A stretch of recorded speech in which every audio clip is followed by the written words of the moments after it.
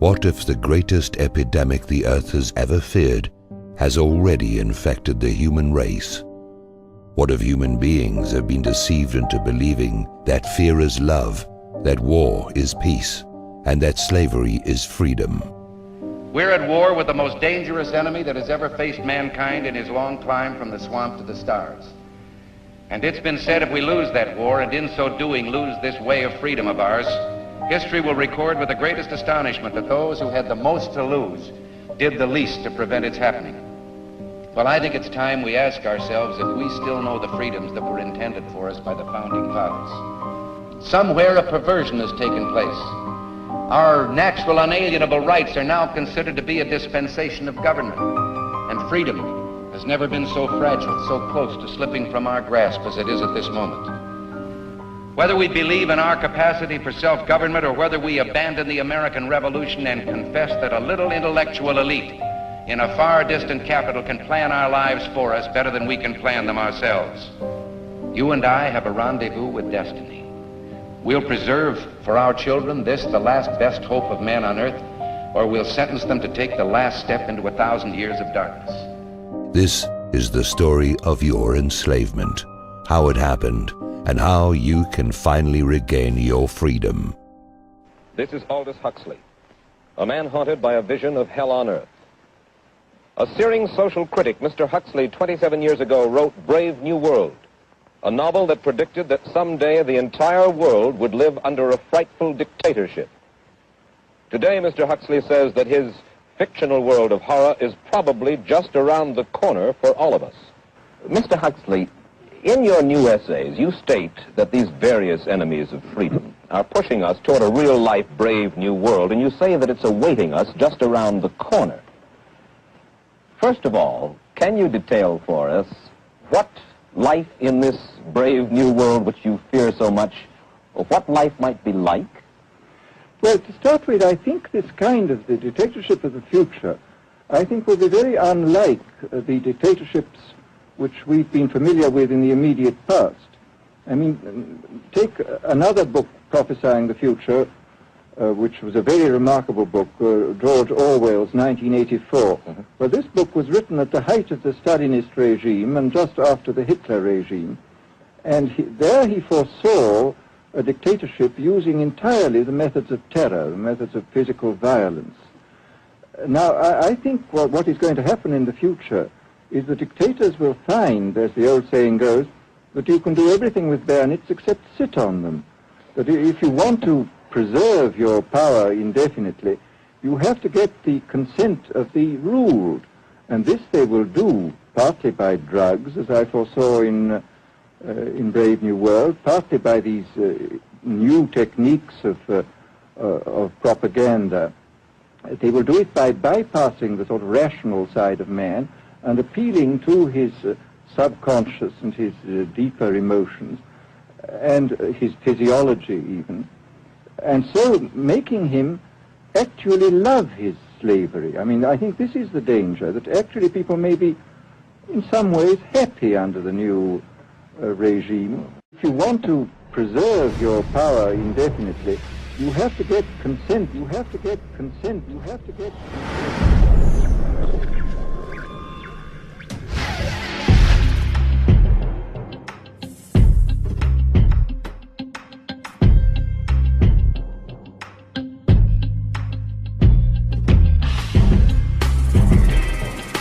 We are a nation that has a government, not the other way around.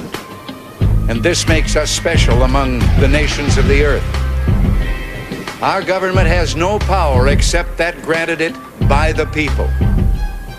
It is time to check and reverse the growth of government, which shows signs of having grown beyond the consent of the governed.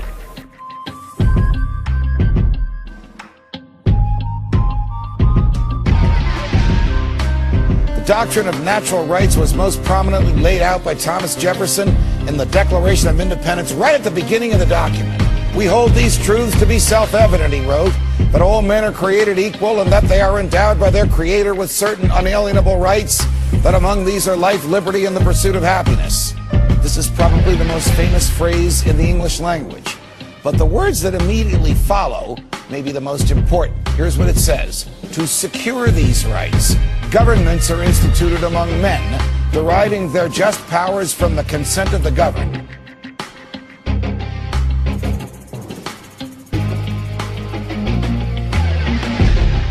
What does the word consent mean? Exactly. So what happens when you don't agree? What just happened to their authority? Gone.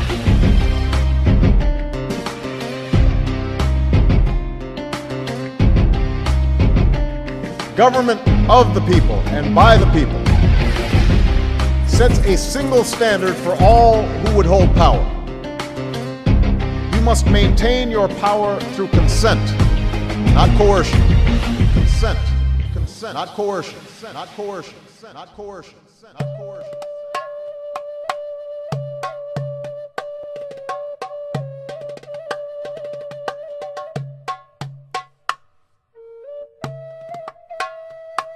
Anyone born in the Western Hemisphere is a Native American. I'm an Oglala Lakota from the Pine Ridge Sioux Indian Reservation, which is still designated in the Defense Department as prisoner of war camp number 44.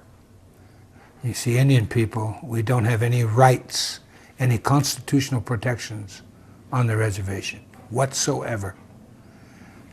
No freedom of speech. No privacy. Well, you Americans are in the same boat. Be that as it may, what has happened after they economically forced us into these prisoner of war camps by destroying our food supply and our right of passage in our own land, they confined us to these, and then they began practicing and perfecting their colonial tactics.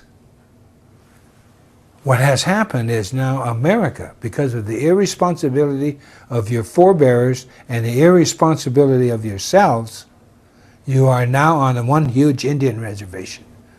You know, the American people, for too long, have been an irresponsible, free people. And even generation to generation, as they've become less free, they don't recognize it. They have lost the ability of critical thought.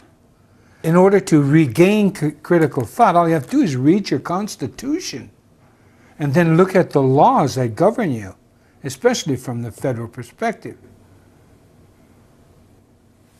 It's unconscionable to allow your freedoms to be taken away decade after decade after decade. Real freedoms are eaten up a little at a time, while government controls are slipped on, while the real power is collected into a few hands. Where government is not limited, no man is free. Change limited government to unlimited government, and our rights would be only what the master planners say they are. No longer the servant of the people, government would be the master of the people. That's the way to change what we have, take all power and all freedoms away from the people and collect everything into the hands of one small group with absolute power.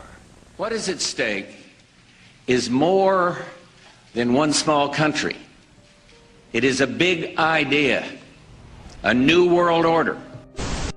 We have before us the opportunity to forge for ourselves and for future generations a new world order.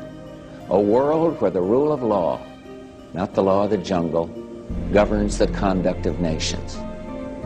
When we are successful, and we will be, we have a real chance at this new world order, an order in which a credible United Nations can use its peacekeeping role to fulfill the promise and vision of the UN's founders. I've been following the histories of what's now called the New World Order for many, many years. For we are opposed around the world by a monolithic and ruthless conspiracy that relies primarily on covert means for expanding its sphere of influence. It is a system which has conscripted vast human and material resources into the building of a tightly knit, highly efficient machine that combines military, diplomatic, intelligence, economic, scientific, and political operations. Its preparations are concealed, not published. Its mistakes are buried, not headlined. Its dissenters are silenced, not praised. No expenditure is questioned, no rumor is printed, no secret is revealed. About 100 years ago, this big organization with many branches, they wanted to rule the world basically using Britain as a nucleus of a system, an embryo, which also was going to be joined with the US under the Anglo-American establishment. Wrote about the kind of culture and the changes of culture over a 100-year period that they would actually design, implement and bring in.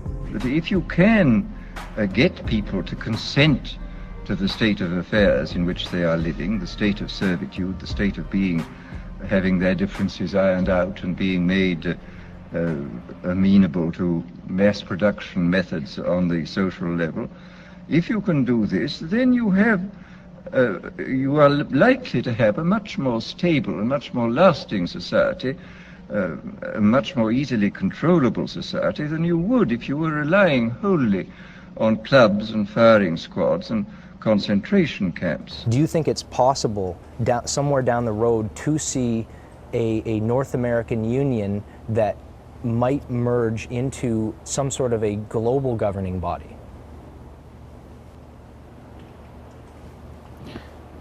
One world government? Yeah.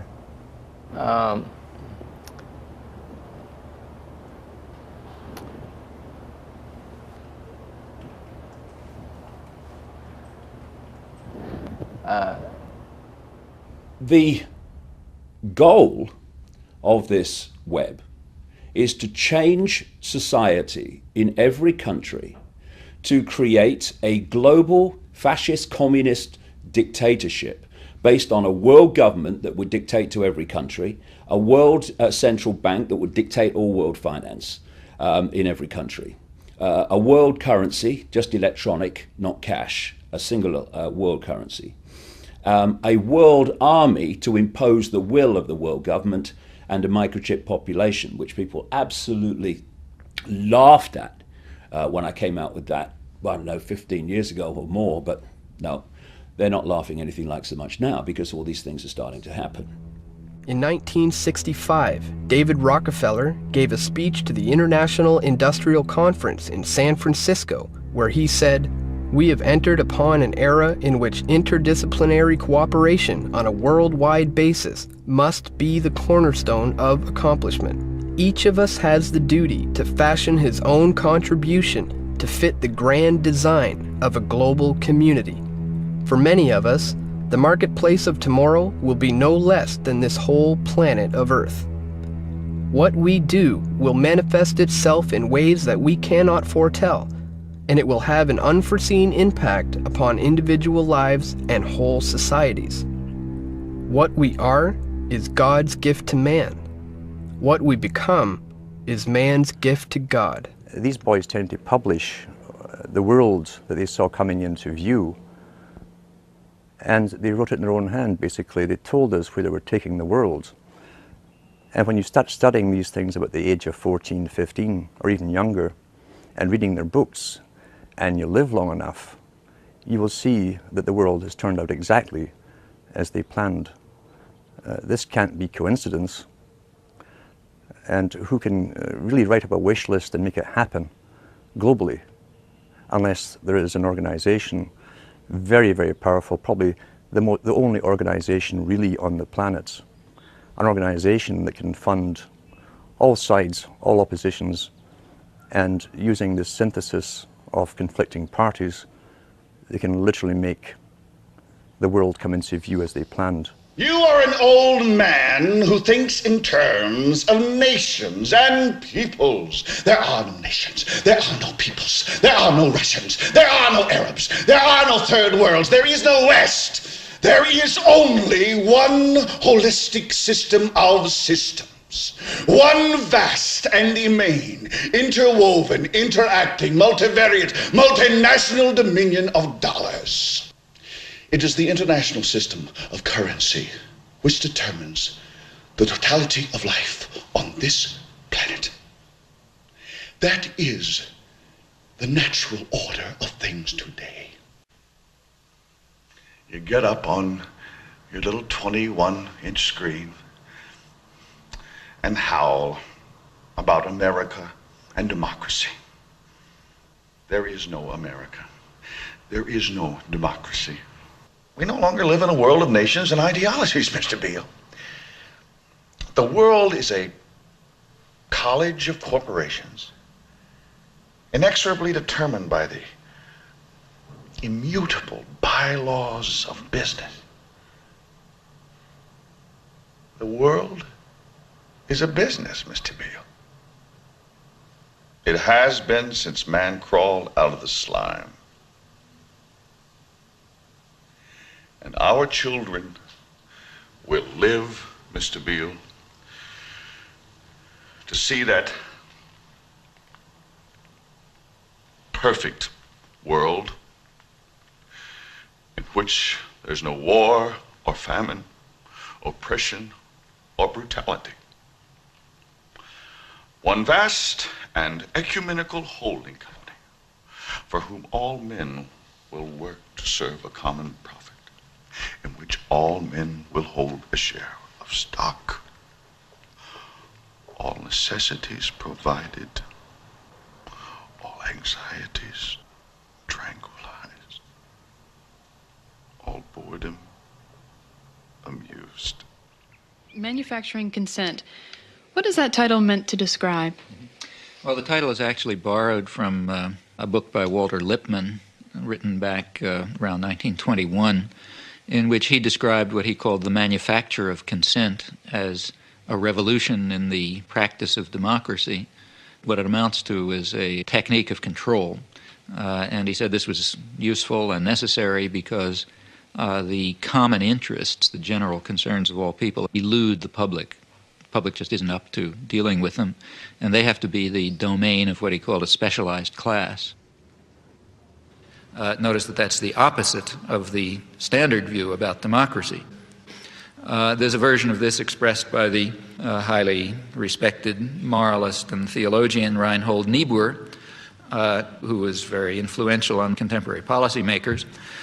His view was that rationality belongs to the cool observer, but because of the stupidity of the average man, he follows not reason but faith.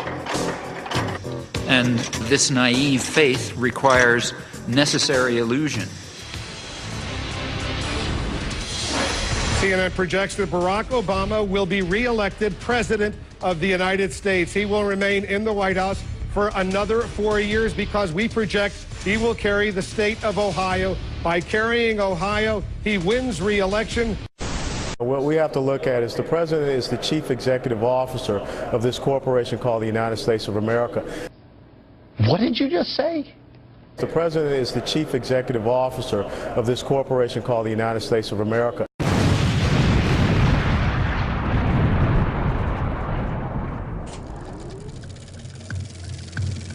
What is a corporation? It is one form of business ownership.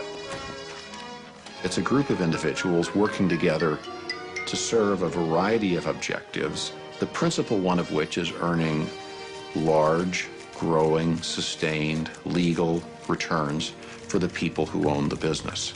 Corporations are artificial creations. You might say they're monsters trying to devour as much profit as possible at anyone's expense. The Founding Fathers of the United States desired people to have the right to life, liberty, and property, along with the free will to enjoy them and the responsibility to respect the rights of others. After fighting their revolution for freedom from colonialism, the founders were intelligent enough to retain a healthy fear of the similar threats posed by corporate power and wisely limited corporations exclusively to a business role. In the United States of America, up until around the mid to late 1800s, in order to create a company or corporation, you would have to go through the arduous process of earning a charter from a particular state, which was both limited in duration and function, needing to be renewed, but also subject to rules, regulations, and heavy taxes. They were also mandated to serve the public interest, with profit being the result to shareholders who were part of the public. If they exceeded their authority, when against their charter, or when against the public interest, a corporation's charter could be revoked, rendering it invalid, and essentially destroying it in the legal sense. The concept of corporate personhood came about around this time, which quickly gained popularity with business leaders. The 14th Amendment was passed at the end of the Civil War to give equal rights to black people. And therefore, it said no state can deprive any person of life, liberty, or property without due process of law. And that was intended to prevent the states from taking away life, liberty, or property from black people, as they had done for so much of our history. And what happens is the corporations come into court, and corporation lawyers are very clever, and they say, oh, you can't deprive a person of life, liberty, or property. We are a person. A corporation is a person. And the Supreme Court goes along with that. Everybody makes a mistake once in a while. Well, maybe you better incorporate the store. Incorporate? Yes, incorporating would give you the big advantage of what you want right now. Limited liability. Look, here's how it works. You start with a group of people who want to invest their money in a company. Then these people apply for a charter as a corporation. The state government issues a charter to that corporation. Now that corporation operates legally as an individual person. It is not a group of people. It is under the law a legal person. Imperial Steel Incorporated has many of the legal rights of a person. It can buy and sell property. It can borrow money. It can sue in court and be sued. It carries on a business. Imperial Steel, along with thousands of other legal persons, is a part of our daily living. It is a member of our society. In '47, they wrote a letters patent creating the office of Governor General. The Governor General is the head of this country. Governor General's Act. You go to a Canadian government website and you can actually look up the acts. Okay, you look up the Governor General's Act. And in there, Clause 1, or Clause 2 says, the Governor General of Canada or other Chief Executive Officer, CEO, CEOs are for companies, or administrator carrying on the Government of Canada on behalf and in the name of the sovereign, by whatever title designated is a corporation sole. Okay, a corporation sole is a corporation, except that there's only one individual that holds that title or owns that corporation. Corporation soles actually are used all over the place. The Pope, the office of the Pope is a corporation sole. The office of the King is a corporation sole. The Governor General, Lieutenant Governors, the Catholic Church, all of their bishops and archbishops and cardinals, they all hold corporation soles. Take a look at the U.S. Securities and Exchange Commission. You type in the word Canada, it's listed there. Canada actually has to file with the U.S. Securities and Exchange Commission every year. On the Security Exchange Commission in New York, you will find that Canada is registered as a corporation. This corporation lists income tax payments as a stream of revenue for them, and they advertise this, they publish this information. The United Kingdom is a corporation. Now, up till February of last year, it was United Kingdom PLC. In February, and it's dissolved, and they've never, ever published their accounts. If you want to check that out, go on Companies House, because it's there. On Dun & Bradstreet, they're now registered as United Kingdom Corporation Limited. We'll go to Republican. Marty is joining us from California. Go ahead, Marty. Yes, sir. I was wondering if you were aware of the Act of 1871. I'm not aware of any particular act in 1871. Is there something that you're referring to in particular? With no constitutional authority to do so, Congress created a separate form of government for the District of Columbia. It took our organic constitution and replaced it with a corporate constitution. So America is not even a country, it's a corporation. And that's what this health care is about. control of our schools, our food, everything, every control aspect of our life is under this. And people need to wake up. This is not a bill for the people. This is not even a country, and people need to look into this. This is a corporation. The United States is a corporation, and it's all for the corporations. Mr. Rum. I wasn't around in 1871, so I'm not deeply familiar with what the caller is referring to, or the issue of whether or not we're a corporation. So how did we get into this mess? When we were being formed as colonies, it took a lot of money to get all the supplies and ships and everything over here to form the 13 colonies. British bankers and the British Crown put up a lot of dough.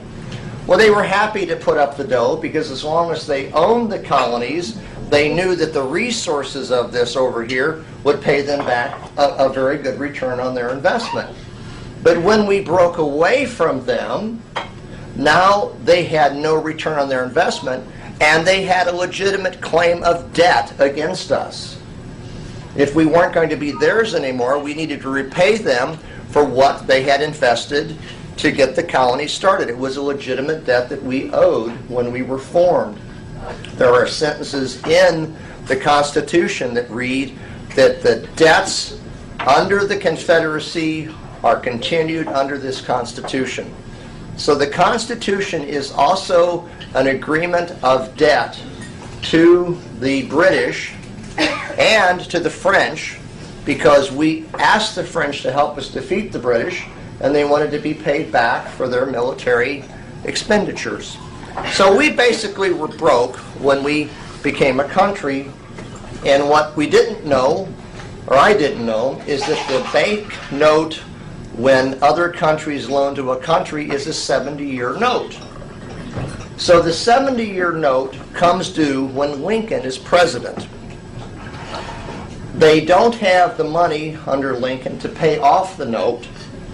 So Lincoln doesn't want to give the public lands of the 13 colonies and the public lands of the Louisiana Purchase back to the Europeans in a foreclosure.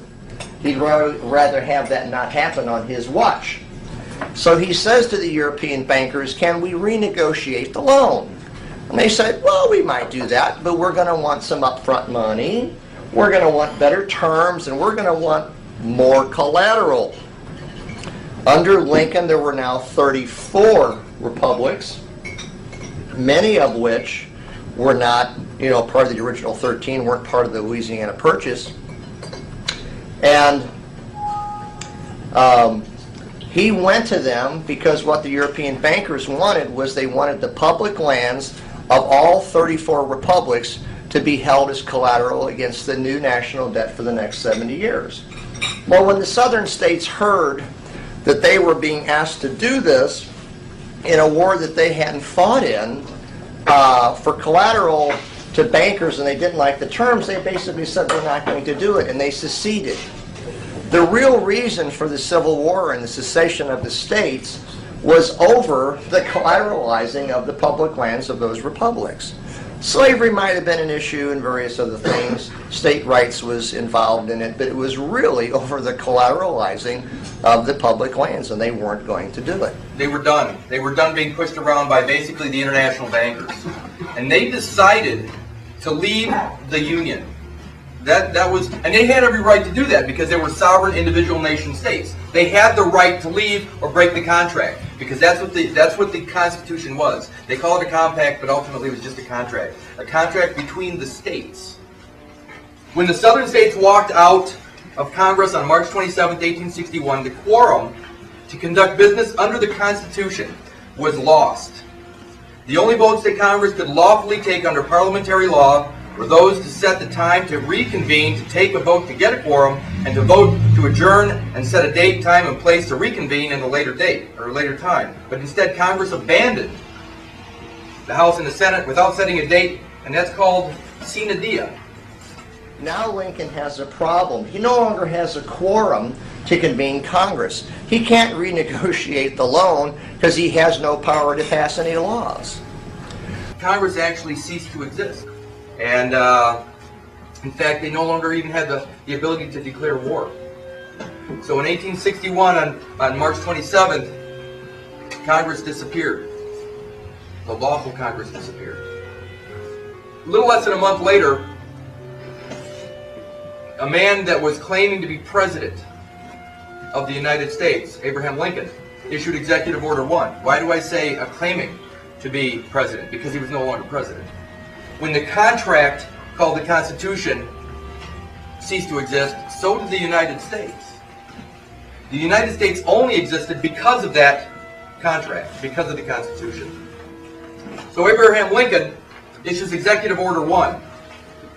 And what he did was he established a martial rule, basically, over the federal territories. They found a way to actually take back control of all territories, or at least the federal territories.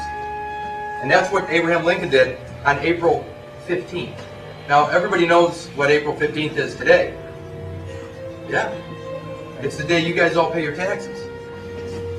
1863, Abraham Lincoln issues the Lieber Code, General Orders 100. What is that?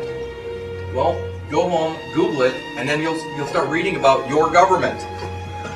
The General Orders 100, the Lieber Code, is the government we're living under. Remember, the Constitution disappeared in 1861.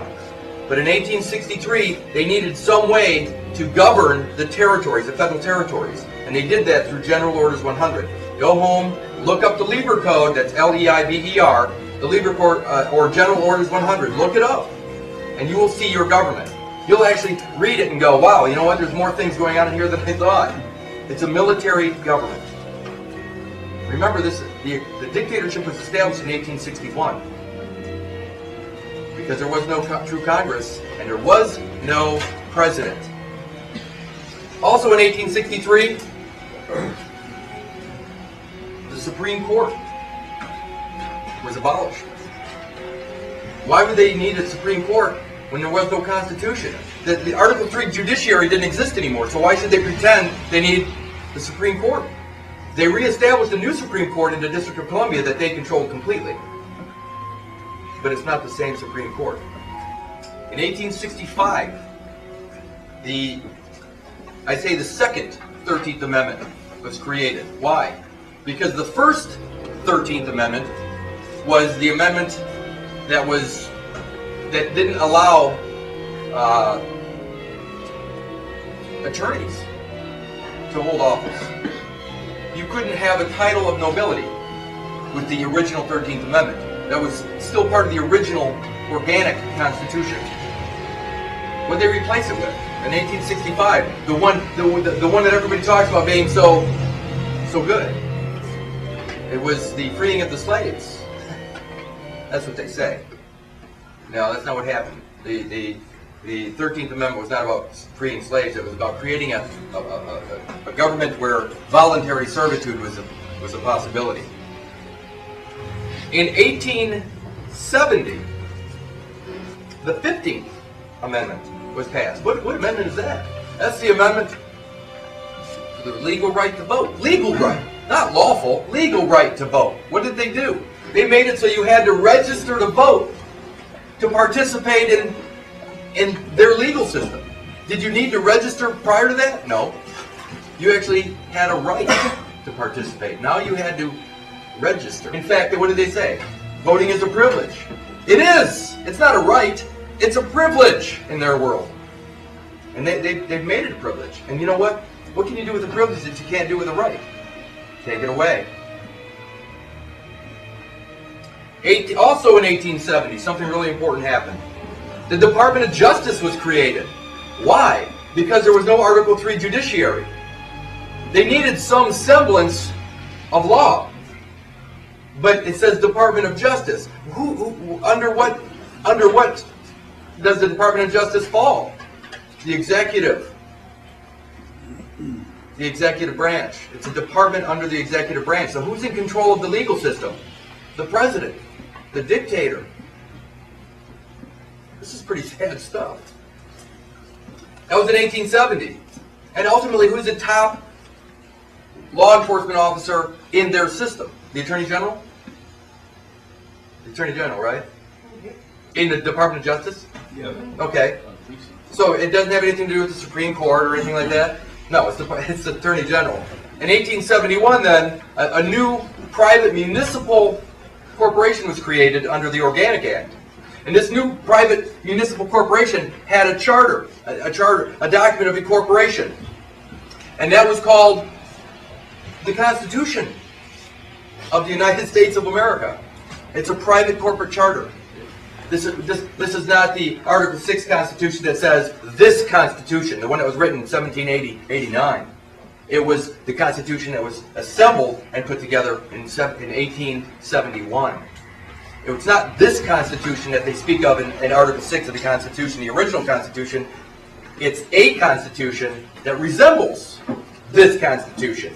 When they said this Constitution in Article 6, what are they saying? They're saying this moment in time, this Constitution. It's not a living document. It is very specific. The one they have now is living, because they can change it up and do whatever they want. And very soon they will. In the 1870s, that's when Congress started giving the banks the right to rule. They start stripping away your freedoms by developing the corporation. You know, a piece of paper. A piece of paper. And of course, you go on to 1913 and the beginning of the 20th century, that's when they officially gave away the power of our economy to the banks. By the early 20th century, the U.S. had already implemented and removed a few central banking systems, which were swindled into place by ruthless banking interests. At this time, the dominant families in the banking and business world were the Rockefellers, the Morgans, the Warburgs, the Rothschilds. And in the early 1900s, they sought to push, once again, legislation to create another central bank. So what is a central bank? A central bank is an institution that produces the currency of an entire nation. Based on historical precedent, two specific powers are inherent in central banking practice: the control of interest rates and the control of the money supply, or inflation. The central bank does not simply supply a government's economy with money, it loans it to them at interest. Then, through the use of increasing and decreasing the supply of money, the central bank regulates the value of the currency being issued. It is critical to understand that the entire structure of this system can only produce one thing in the long run: debt. It doesn't take a lot of ingenuity to figure this scam out. For every single dollar produced by the central bank is loaned at interest. That means every single dollar produced is actually the dollar plus a certain percent of debt based on that dollar. And since the central bank has the monopoly over the production of the currency for the entire country, and they loan each dollar out with immediate debt attached to it, where does the money to pay for the debt come from? It can only come from the central bank again, which means the central bank has to perpetually increase its money supply to temporarily cover the outstanding debt created, which in turn, since that new money is loaned out at interest as well, creates even more debt. The end result of this system without fail is slavery, for it is impossible for the government and thus the public to ever come out of the self-generating debt. In 1910, a secret meeting was held at a J.P. Morgan estate on Jekyll Island off the coast of Georgia. It was there that the central banking bill called the Federal Reserve Act was written. This legislation was written by bankers, not lawmakers. This meeting was so secretive, so concealed from government and public knowledge that the 10 or so figures who attended disguised their names when en route to the island. After this bill was constructed, it was then handed over to their political frontman, Senator Nelson Aldrich, to push through Congress. And in 1913, with heavy political sponsorship by the bankers, Woodrow Wilson became president, having already agreed to sign the Federal Reserve Act in exchange for campaign support. And 2 days before Christmas, when most of Congress was at home with their families, the Federal Reserve Act was voted in, and Wilson in turn made it law. Certainly, over the course of its history, the Federal Reserve has caused a lot of problems. For example, right after it was created, it caused the Great Depression. And on Thursday, October 24th, Black Thursday, collective insanity put in an appearance.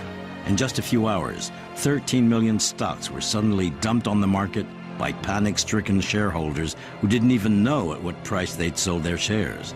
After 3 years of intense speculation, Wall Street crashed. And no one was in a position to decide to close the stock market. The president of Wall Street was on vacation in Hawaii.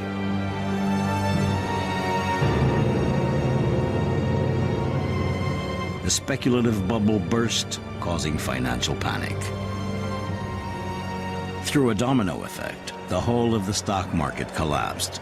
The cumulative losses amounted to $30 billion, 10 times the U.S. Federal Reserve budget, and more than the United States had spent during the whole of World War I. In 6 days, average prices went down 50% and kept falling. And what was even more unusual, the stock market crash carried on. In those days, there was no FDIC, no guaranteed deposits. So when a bank failed, the money supply shrank by the amount of the deposits in the bank. So there were a lot of bank failures, so the money supply was shrinking. And the Federal Reserve did take expansionary actions. They just never took them enough to offset the shrinkage. Well, if the supply of money shrinks, you can't maintain the same level of purchases. The tremendous crowds which you see gathered outside the stock exchange are due to the greatest crash in the history of the New York Stock Exchange. The shock wave of the stock exchange collapse had not subsided before the effects of the terrible, irreversible spiral of recession began to be felt. American industrial production dropped by half. Thousands of families had to rely on the soup kitchen for food.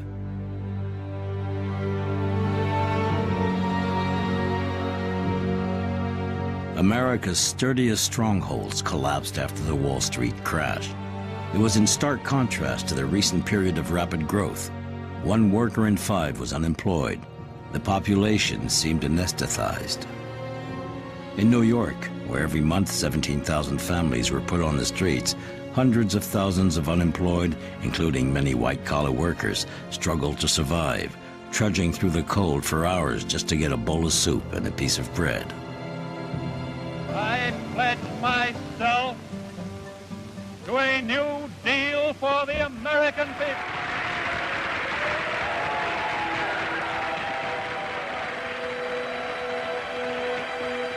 In this dramatic context, the elections in November 1932 had symbolic significance. Roosevelt promised to curb the devastating effects of the 1929 crash with measures such as the reform of the banking system, the assurance of a healthy currency, and economic and social aid.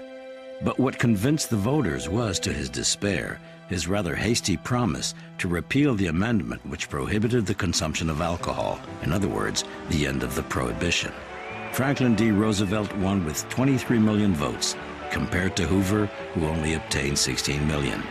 This landslide victory put the Democrats in power for the next 20 years. Franklin D. Roosevelt, President of the United States. I am prepared, under my constitutional duty, to recommend the measures that a stricken nation in the midst of a stricken world may require. These measures, or such other measures as the Congress may build out of its experience and wisdom, I shall seek within my constitutional authority to bring to speedy adoption. But in the event that the Congress shall fail to take one of these 2 courses, in the event that the national emergency is still critical, I shall not evade the clear course of duty that will then confront me. I shall ask the Congress for the one remaining instrument to meet the crisis: broad executive power to wage a war against the emergency as great as the power that would be given to me if we were in fact invaded by a foreign foe.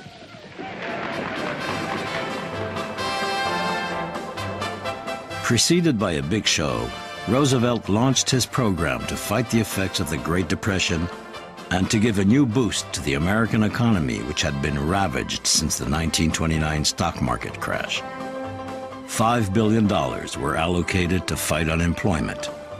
Over 3 million Americans were hired, rising to 8 million 2 years later. Roosevelt had 15 key laws passed. He established a system of social welfare, pensions, unemployment benefit. He outlawed child labor, discrimination against hiring blacks and women, and he introduced a minimum wage. A few timid people who fear progress will try to give you new and strange names for what we are doing. Sometimes they will call it fascism, and sometimes communism, and sometimes regimentation, and sometimes socialism. But in so doing, they are trying to make very complex and theoretical something that is really very simple.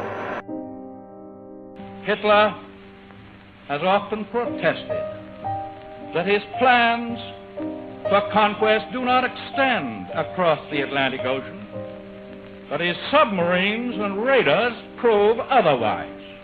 And so does the entire design of his new world order.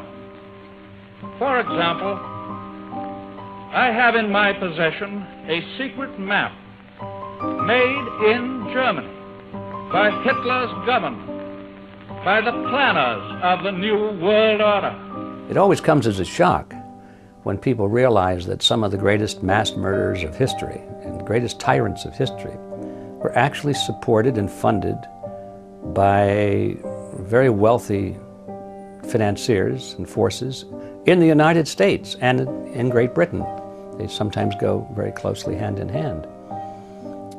Everybody knows about the rise of Hitler, but they don't realize that the Nazi Party was funded by many of the banking dynasties that still exist in the United States. They funded him, the large corporations.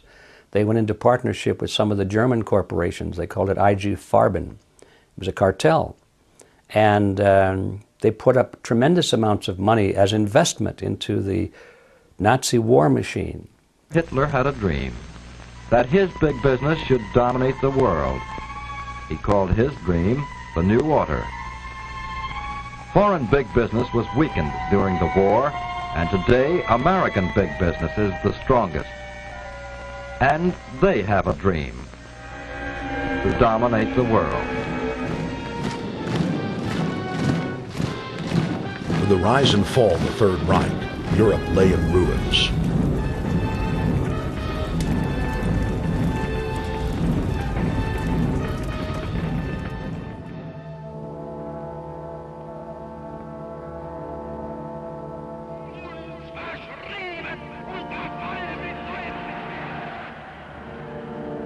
Once again, the elite claimed that only global governance could save humanity from certain destruction. And this time, the elite would succeed in setting up their world body.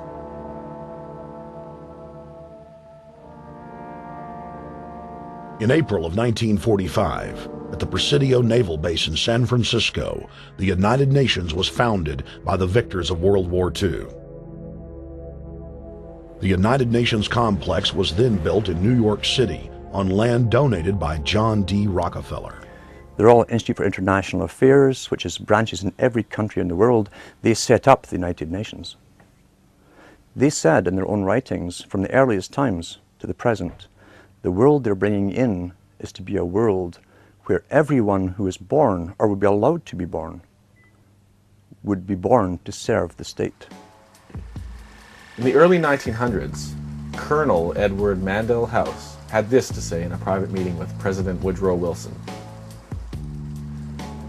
Soon every American will be required to register their biological property in a national system designed to keep track of the people, and that will operate under the ancient system of pledging. By such methodology, we can compel people to submit to our agenda, which will affect our security as a chargeback for our fiat paper currency. Every American will be forced to register or suffer being unable to work and earn a living. They will be our chattel, and we will hold their security interest over them forever by operation of the law merchant under the scheme of secured transactions. Americans, by unknowingly or unwittingly delivering the bill of ladings to us, will be rendered bankrupt and insolvent. forever to remain economic slaves through taxation, secured by their own pledges. They will be stripped of their rights and given a commercial value designed to make us a profit, and they will be none the wiser. For not one man in a million could ever figure out our plans, and if by accident one or two should figure it out, we have in our arsenal plausible deniability. After all, this is the only logical way to fund government, by floating liens and debt to the registrants in the form of benefits and privileges. This will inevitably reap to us huge profits beyond our wildest expectations, and leave every American a contributor to this fraud, which we will call social insurance. Without realizing it, every American will insure us for any loss we may incur, and in this manner, every American will unknowingly be our servant, however begrudgingly. The people will become helpless and without any hope for their redemption, and we will employ the high office of the president of our dummy corporation to foment this plot against America. If I was to ask you, how do you define person, what would the normal definition out in our community be for that word? Human being. And if we take a look at the dictionary, it says a human being regarded as an individual. That's what we would normally view the word person to be.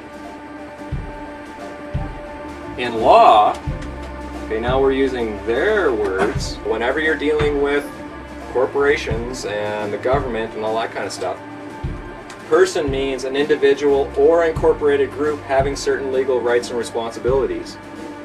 Not a human being regarded as an individual, but as an individual or corporation. So they actually said, compare artificial person and natural person. So I did. So I looked it up and I compared them. Artificial person, a legal entity, not a human being.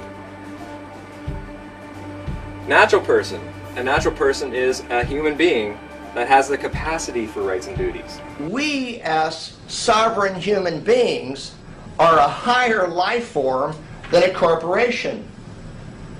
In order for them to control us, they had to have parity. The heart of the Grand Deception, keeping us mired in the world of money, is keeping from us all the fact that almost every country operates with the artificial and natural person merged together as one. That means humans are being given the rights of corporations, i.e. no human rights, and artificial corporate persons are being given the rights and privileges of natural persons, more and more so. And the ones aware of this are profiting from it in a multitude of ways. What I uncovered was that when a person is registered from birth, it's at that point in time that they are actually being created, or that a legal person is being created and associated with them. And it's kind of like it's at that point where you join a club, and when you join this club, you're given, say, a membership card. The card itself would be your person, as opposed to the human being who is the member of the club. On the screen there's a little baby. That's Elizabeth Annie Lane. She's a little baby, came into my life about 4.5 years ago. 2 days after the birth of Elizabeth, ministry workers came in, removed her. No investigation, no assessment. Claimed she only had one caregiver. We said, you're wrong, we're a family, we're going to meet you in court. They told us if we tried doing that, they'd see to it she spent the first 5 years of her life going from foster home to foster home to foster home. Shut me up in court, cost me my baby. Folks, anyone who knows me, shutting me up even for a moment is a bit of a trick. They cost me my baby. I sat down with their Act Black's Law Dictionary on one side, Bouvier's on the other. I had an Old English dictionary. I looked up every single word in there. It took me 3 days. Nothing but toast and tea and a couple of tokes. Took me 3 days and I finally saw it. Have you ever seen these laser pictures? You see nothing until you focus past it, and then a 3D picture pops into your head. Have you seen those? This is exactly what I saw when I did my statute deconstruction. I looked through and I suddenly saw what they were doing. This is their little trick. You are not obliged to register your children. If you do, it is at that point that you're creating a legal entity or a person. You are associating this person with your offspring. You are abandoning ownership or title to that person, and the government is seizing that under the laws of maritime salvage. It becomes their chattel property. They use it as collateral to float loans or to float bonds for loans. You are a man or a woman, you have a person. My name is John Harris, or John, or my wife calls me lots of other names, but there you go. I shan't discuss them. I exist naturally. Okay? I'm here. I'm real. I was created by divine, whatever you want to call it. I don't want to get into any of this sort of, I don't know what it is, so I just say divine, it's the easiest way. But I was created. I'm subject to common law jurisdiction. I must never harm another or cause another loss, any form of loss. I'm free and unlimited ability to contract and settle debt in private and under commercial law. I can basically do as I please as long as I abide by these principles. My person that's attached to me is Mr. J. Harris, who's a fictional entity created by the government. Subject to civil policy jurisdiction, must fulfil all duties given to and governed by corporate policy, tax, etc. under statute. Does business in the public sector, I don't. The creation of the person. When you were born, your mother, father, submitted a birth certificate registration application form. In the formulation of any limited company corporation, there is always a certificate of registration to create its legal personality. Your fictional person, known by Mr., Mrs. or blah, blah, blah, you can see it up there, is created by the same means. When you submit, you are bending to another's will. Okay? So you're bending, you're agreeing to bend to their will. When you register, you are handing over title ownership of whatever you're registering to whoever you are registering it to. You actually physically hand this over. And in doing this, you acknowledge the transferring of that authority. When you apply, it actually means you're begging. And when you beg, it's assumed you know what you're begging for and you know what you're going to give up. That's what this means. Most of the time, you actually volunteer an application. You actually volunteer. You're not made to do it. Did I make you get a credit card? But you submit an application. Everything in this, the whole world is created. It runs on submitting applications for this, submitting applications for that. You get a certified copy, you do not get the original, because that goes somewhere else. This up here, when you actually look at this, you look at this and you get your own. When you get home, or you get your kids, whatever, get this document and look at it, because it's phenomenal what they've done. The name of the person's being created in capitalised surname. See, the surname's in capitals, okay? It's a fiction. This is being created. That fiction is going to be created there. But what they need is, they need another fiction to do it. They have to have a fiction there to do this, who is the informant. You actually inform on your own children. Do you know that? You inform on them. It's brilliant, isn't it? Eh? And your qualification is, you're one of their parents. Mad, mad. And it's capitalised, it's all capitalised. And it is absolutely true. Look at your birth certificate, informant, the qualification needed, and it will say needed, and you inform because you are the father or the mother. What you don't know is that at the bottom there is a declaration. Now, a declaration is in common law. A declaration is a sworn oath of a man or a woman. And there's a reason that's on the bottom. Because without that man or woman being present, the fictitious mother or father isn't present. Now you're seeing that the person is attached to the human being.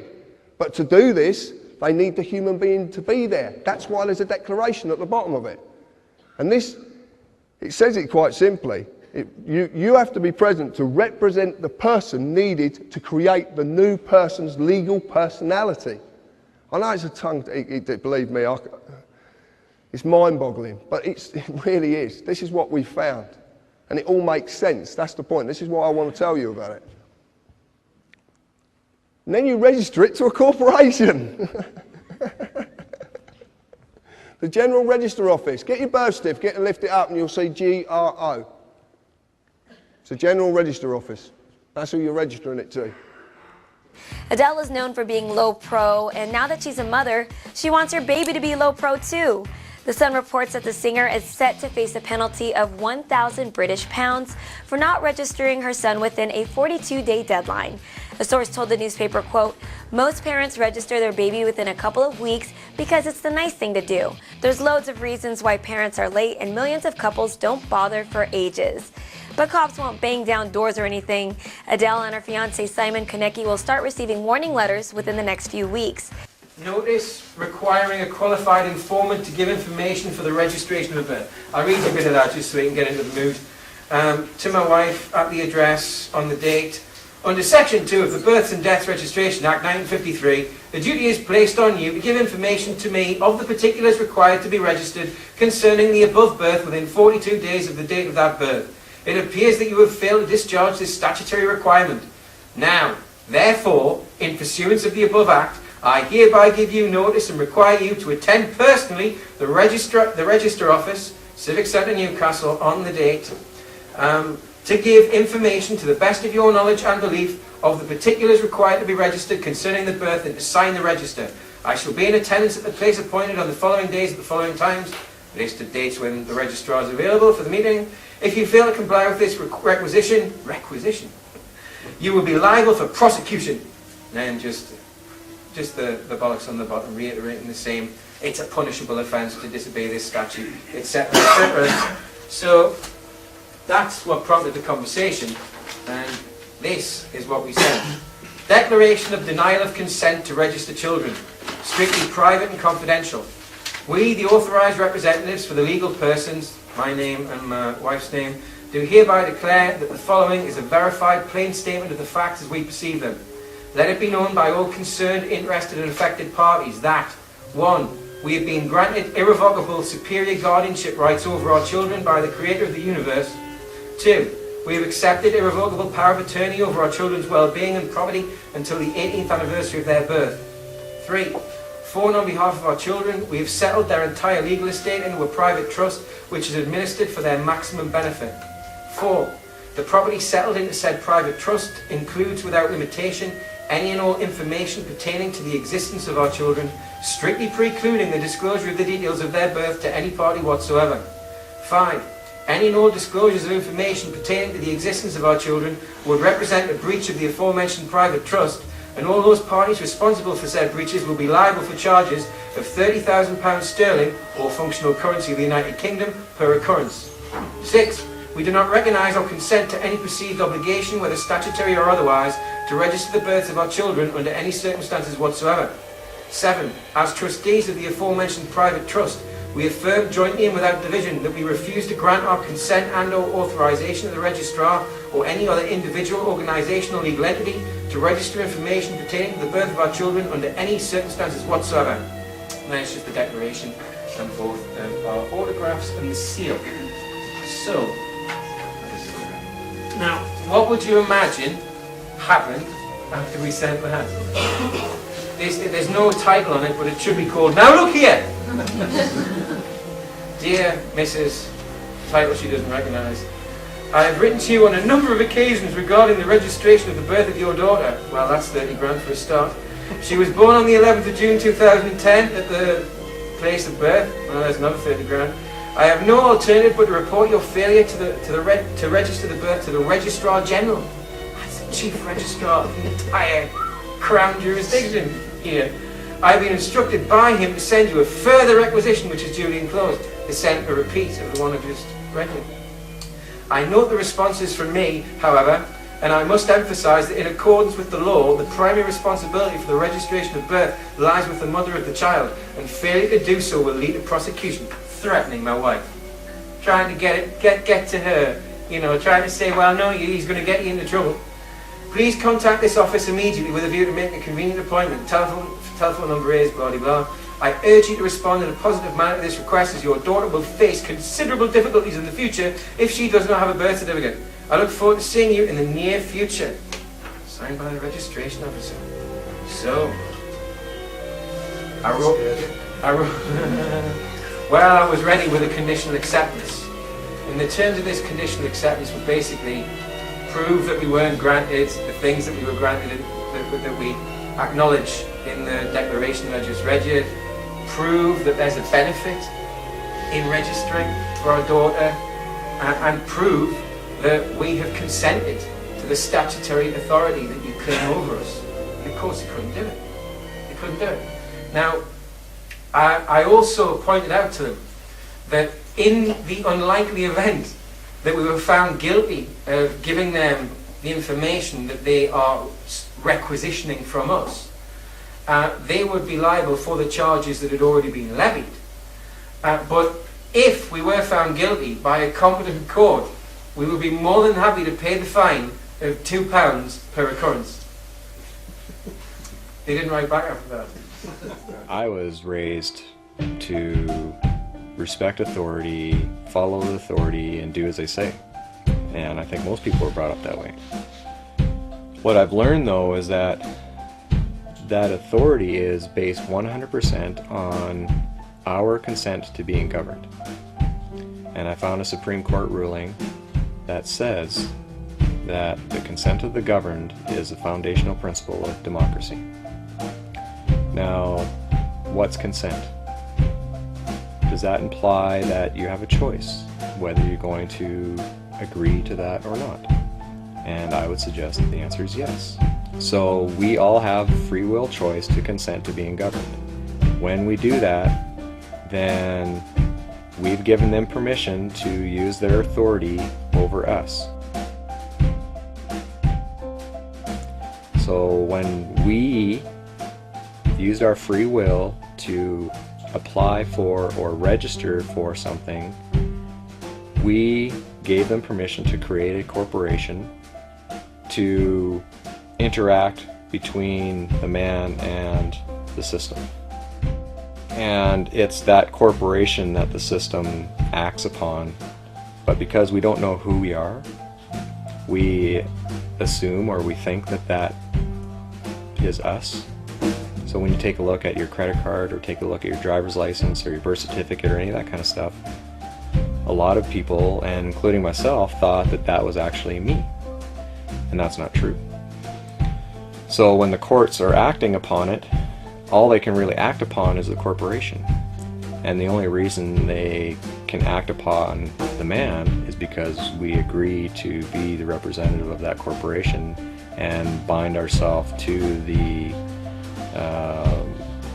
terms and conditions of that agreement.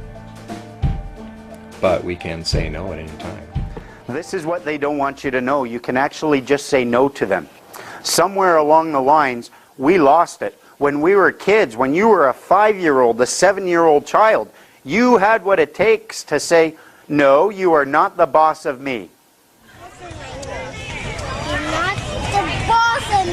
Yes, I am. No, you're not. Yes, you are.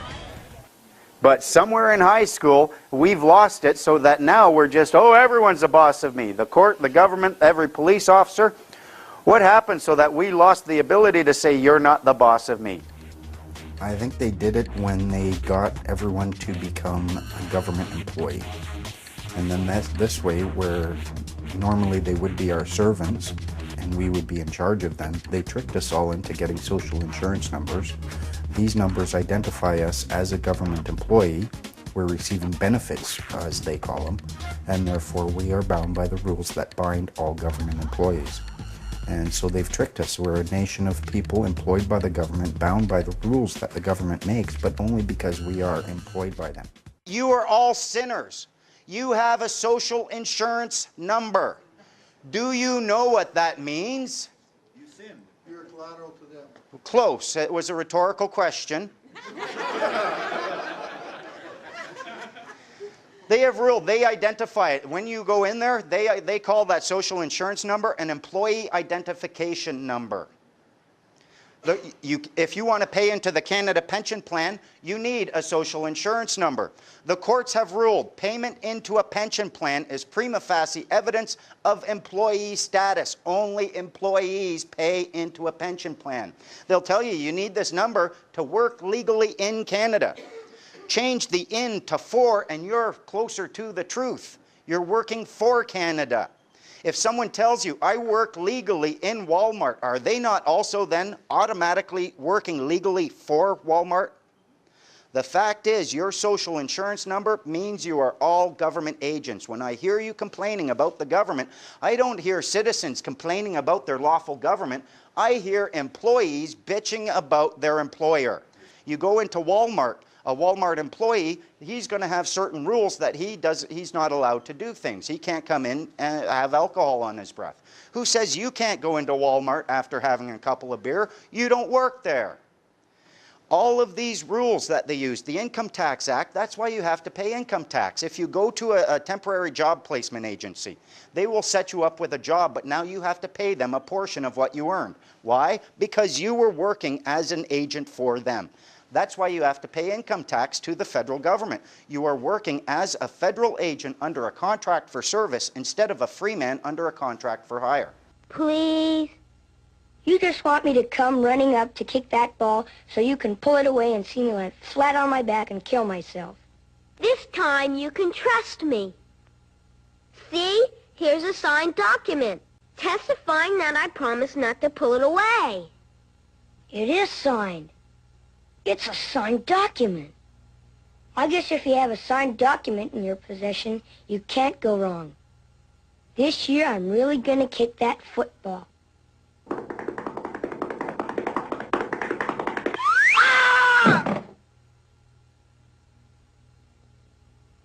Peculiar thing about this document, it was never notarized. I've become tax exempt. I entered a process with HMRC where I proved beyond doubt administratively in a process without court, even though they were threatening me with court, if I didn't fill in 7 years worth of tax returns and pay their late filing penalties, they were going to take me to court and ask for a charging order against whatever property I have to repay this alleged debt.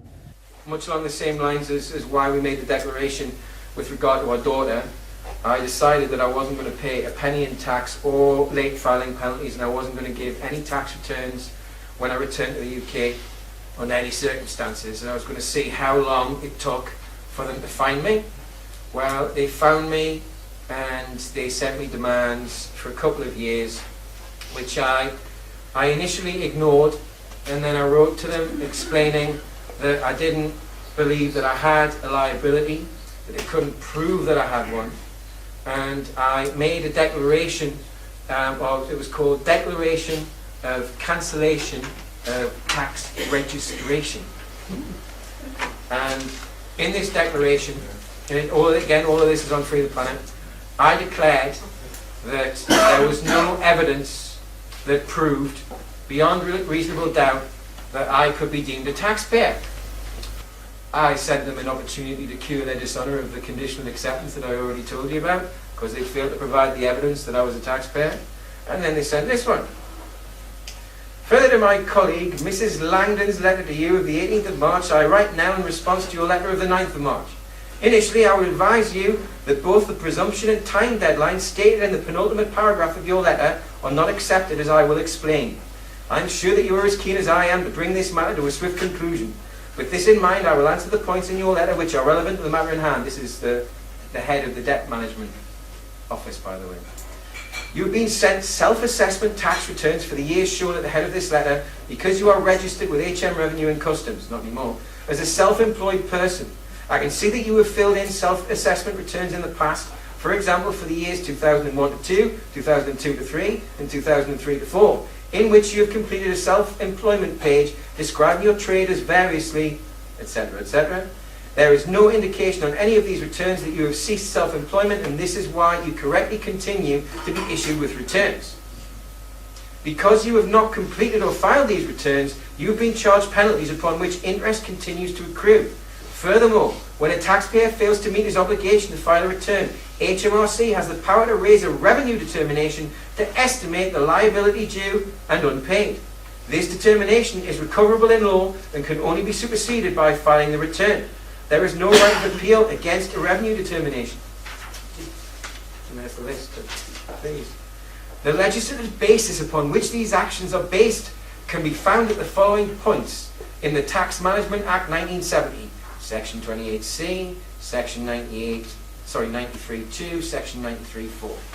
There is no requirement in legislation for HMRC to provide the material evidence requested in your letter, and this vitiates the presumption in the penultimate paragraph of your letter.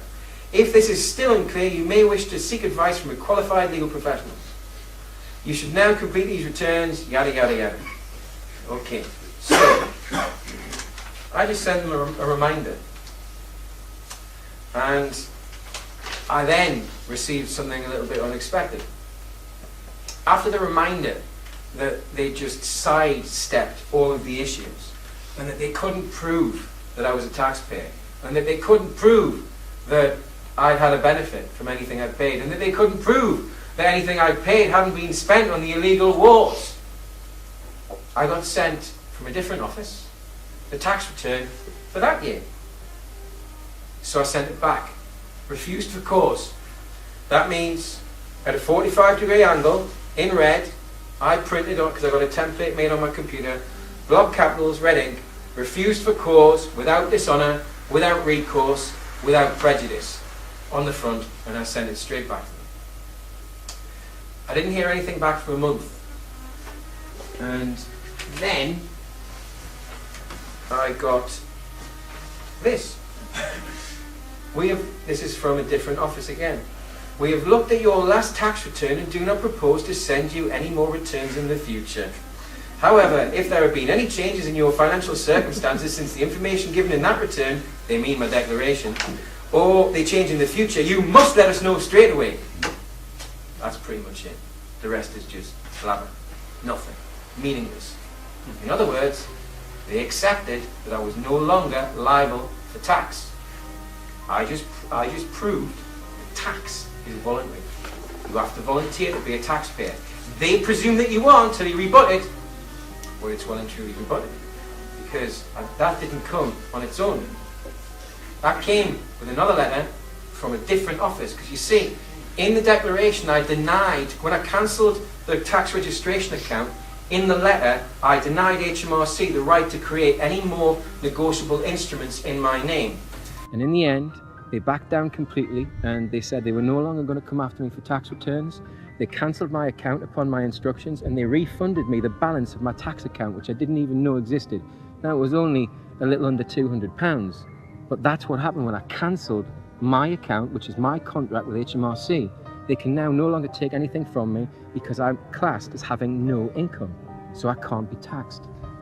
We have natural, God-given rights. But this system has persuaded us to waive those rights for the benefit of this society. These benefits aren't benefits. They're made to seem like benefits, but they're all liabilities. They all work against us. The system isn't for us. The system is to allow a wealthy elite, a parasitic elite, to continue in their lap of luxury, supported by all of us working our asses off to keep them where they are. That's it. No more than that. We've given up our rights, mainly because we don't know what our rights are. And this is where the Freeman come in, because we're trying to make sure that those rights don't disappear. The policeman on the corner is a good symbol for law. Like the policeman, law directs us in doing the right things to live together in harmony. And law forbids us from doing the wrong things that tend to destroy that social harmony. But law is more than the policeman on the corner, more than the courthouse where our laws are enforced, more than the jail where lawbreakers are punished. Law is one of three forms of social control which regulate our daily lives. Custom, what we usually do. Moral code, what we should do. And law, what we must do. Now, just how do these social controls affect us? Law is a whole body of rules for our conduct made by representatives of the people and enforced by established means. We all know that there are many don'ts in the laws we make.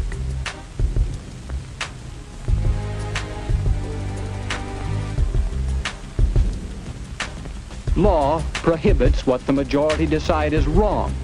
Law directs what is agreed to be right. The town or city in which you live has laws which control you. There are state laws passed and enforced by state governments. And the federal government in your name makes laws which affect you. And we are hopefully working toward a still higher level of law, the law of nations united for world peace. You are guided by all these laws and controls. What is the law? What laws apply to every single man on this earth? Because they often say no man is above the law. Okay, so which law are they talking about then? In this little game that they've got us playing, there is a hierarchy to law. If you look on the right-hand side, natural law is the epitome. That's the top. Natural law is essentially your rights and duties to those whom you love. Imagine for a moment you're in a forest. You live there with your family, no one else is anywhere around.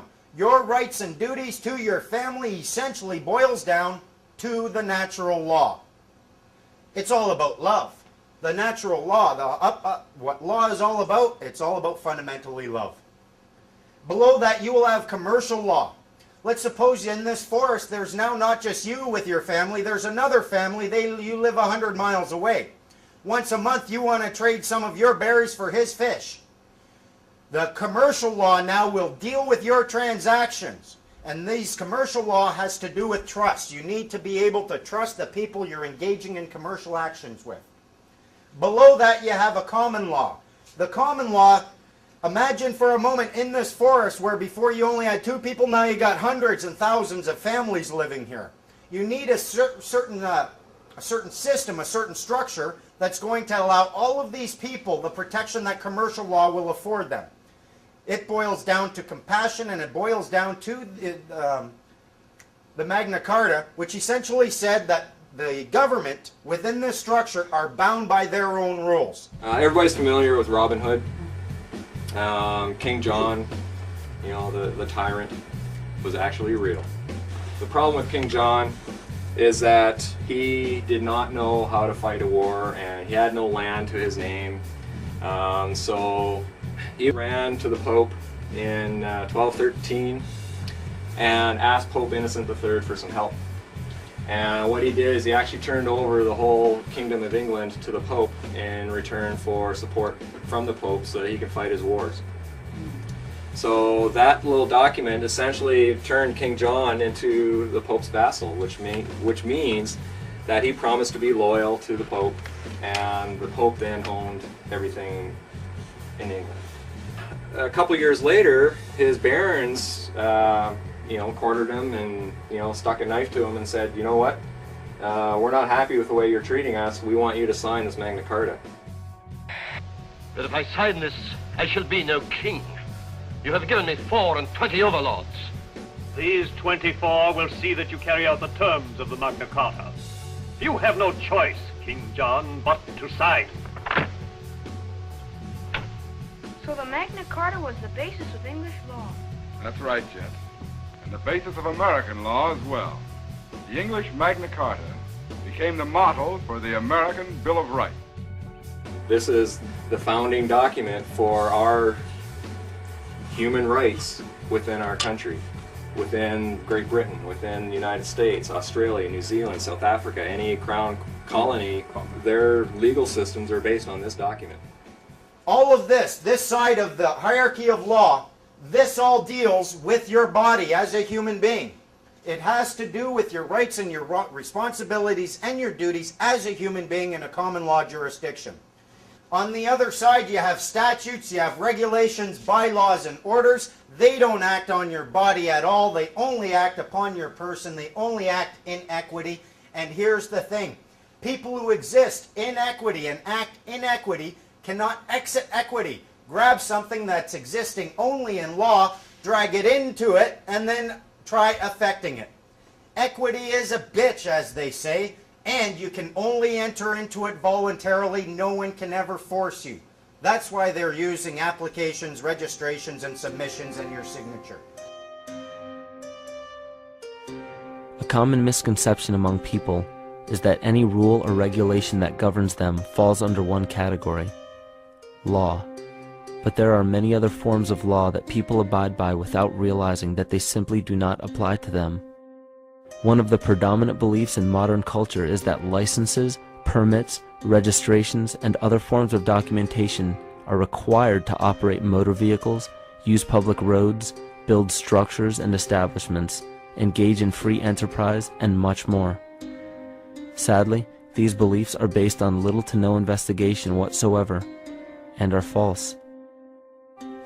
Driver's licenses, vehicle registrations, auto insurance forms, building permits, gun permits, work permits, tax filing documents, birth and death certificates, traffic citations, and many other forms of documentation that were once believed to be absolutely necessary only apply to persons.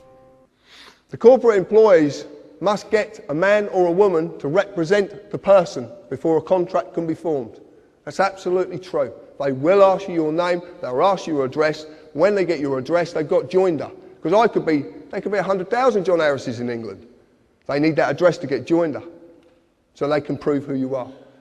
The second you do that, the human being has said, yes, I'm the person. Contract is an agreement between two or more persons that creates or modifies an existing relationship. Offer, consideration and acceptance must be there or exist for a contract to be made. So when we look at the word statute, I know I like this one, a legislative rule of society given the force of law by the consent of the governed. And I ask you, please, if you could explain to me where in that definition taken from Black's Law Dictionary that says that statute is law. It's given the force of law, which means it will apply to you if you consent. What does the word consent mean? Exactly. So what happens when you don't agree? It isn't law. Can't be given the force of law. You read in the paper a new law has been passed.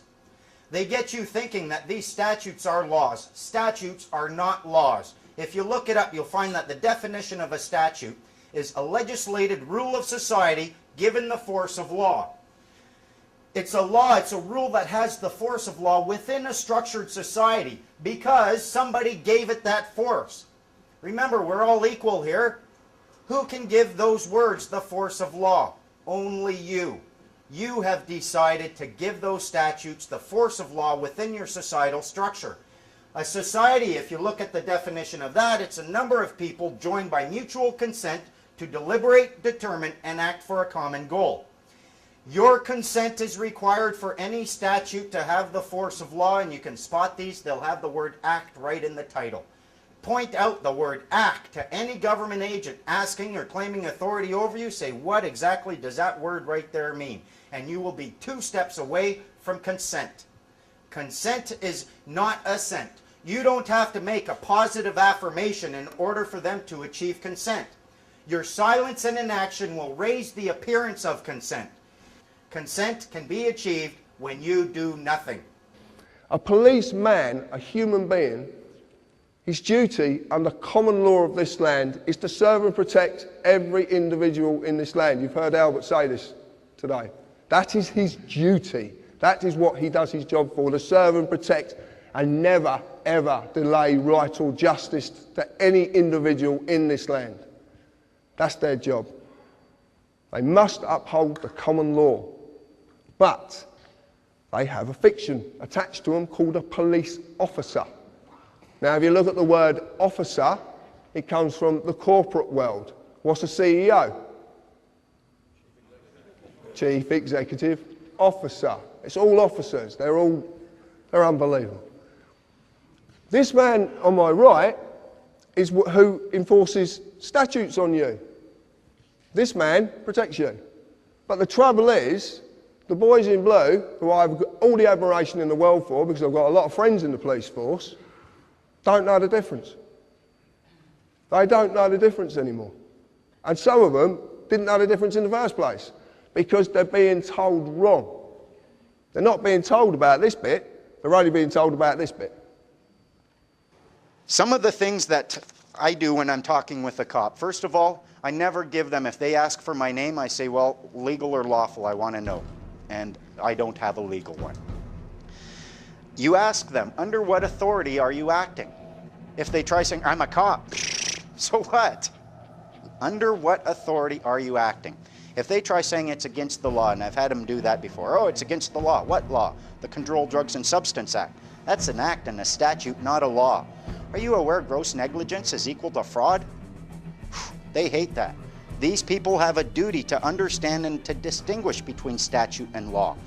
They've been dealing with us for so long with people who are essentially ignorant that we don't even distinguish between statute and law, so they assume that you are going to be there.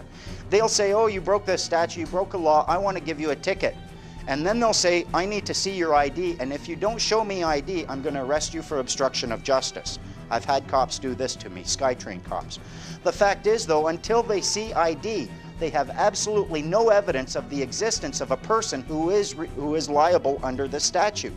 So they're putting the cart before the horse. They're saying, I see a human being, the act says person must produce a proof of fare. You're a person, I'm giving you a ticket, now you have to show me your ID so I can give you a ticket, because they've been told if you don't see ID, you can't give a ticket. They know this, but they're putting the cart before the horse. Ask them flat out, is this a transaction of a security interest? If he says, I don't know, then you say, well, clearly it can't be. You cannot engage in a transaction of a security interest in ignorance. So you say, okay, fine, so this isn't a transaction of a security interest. If it is, you need knowledge thereof. Since it's not a transaction of a security interest, you will not be generating any obligation upon me to pay or perform, so why am I talking to you? Have a good day.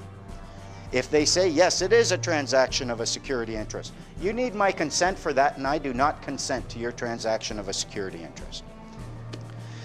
If they try enforcing statutory obligations or restraints upon you, ask them. They'll say, oh, well, let me see your ID. Well, what evidence do you have at this point right now that you are actually dealing with a person who is subject to that act?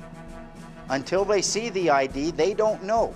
And I've heard stories. There was a guy who, he had his card, he got stopped, he had a driver's license. The cops are there and they're asking him, do you have a driver's license? And he's playing with them, and, you know, I'm not producing that. I don't know why you stopped me. Nah, nah, nah. Cops are totally nice to him. He's about to get, he says, you know, I was this far to getting out of there. They were just going to give up, and then finally the cop asked me one last time, you sure you don't want to just show me your ID? I mean, it makes it, okay, fine. The moment they saw it, right out the window. They dragged him right out the window. They put the cuffs on him, took him away. He was this close. But once they saw that there was a person they could act upon, they acted, and they will act very, very quickly, especially if you're being pokey with them. Try not to be too pokey against the guys with guns. That's one of the things that's helped me get this far. I mean, there are some things you can't say to the cops. If they come and they ask you for driver's license, right, or if they say, do you know why I stopped you? It's usually not a good idea to say something like, because you're a power-hungry, tax-collecting tool of the state bully with a badge and a gun, and by stopping me, you get to exercise your powers, propping up your own frail ego, allowing you to believe for a short period of time you're not half the loser you really are. You don't say stuff like that. It's not going to help you. That's not the truth. These cops, for the most part, these are decent human beings who are trying and who would come and risk their life for you. They could give you a ticket and argue with you about the law 1 minute. 5 minutes later, they could be pulling you out of a burning wreck, and they would put their life on the line. And when you bring them this energy, instead of saying, oh, fuck you, copper, if you treat them, hello, peace officer, I love you. What can they do? You know, and if you can learn to distinguish between a law enforcement officer and a peace officer, hold them to their peace officer status and refuse to allow them to act as a law enforcement officer against you because they have nothing to enforce, they love it. Oh man, good for you. I don't have to be I'm not your nanny, you're good, okay, fine, I get to go find some real criminals. If somebody gets in your face and calls you a cocksucker, I want you to be nice. Okay. Ask him to walk, but be nice. If he won't walk, walk him, but be nice. If you can't walk him, one of the others will help you, and you'll both be nice. I want you to remember it's nothing personal. Uh-huh. Being called a cocksucker isn't personal? No. It's two nouns combined to elicit a prescribed response. You are dealing with a human being. They are just human beings. They'll tell you, I'm an agent for the government, I'm a peace officer, I'm this, I'm that. No. You are a human being in a common law jurisdiction, and that's all there is to it. That's first and foremost, and I'm not forgetting that. If you remember that, they have to remember that. The key thing about remembering this is you can remember a couple of things. Yes, you can affect them. You can use, they will respond to emotion. They will respond to threats. They'll respond to a baseball bat in the bottom of their knee. They will respond. They will also respond to love, compassion, and truth. They are human beings, and if you treat them with the dignity that all human beings are worthy of, they will respond as a human being as well. Don't look at them as anything more than simply a human being using a tool. And the tool that they are using is words. The good thing about these words is that if they start losing some of them, they lose all their authority.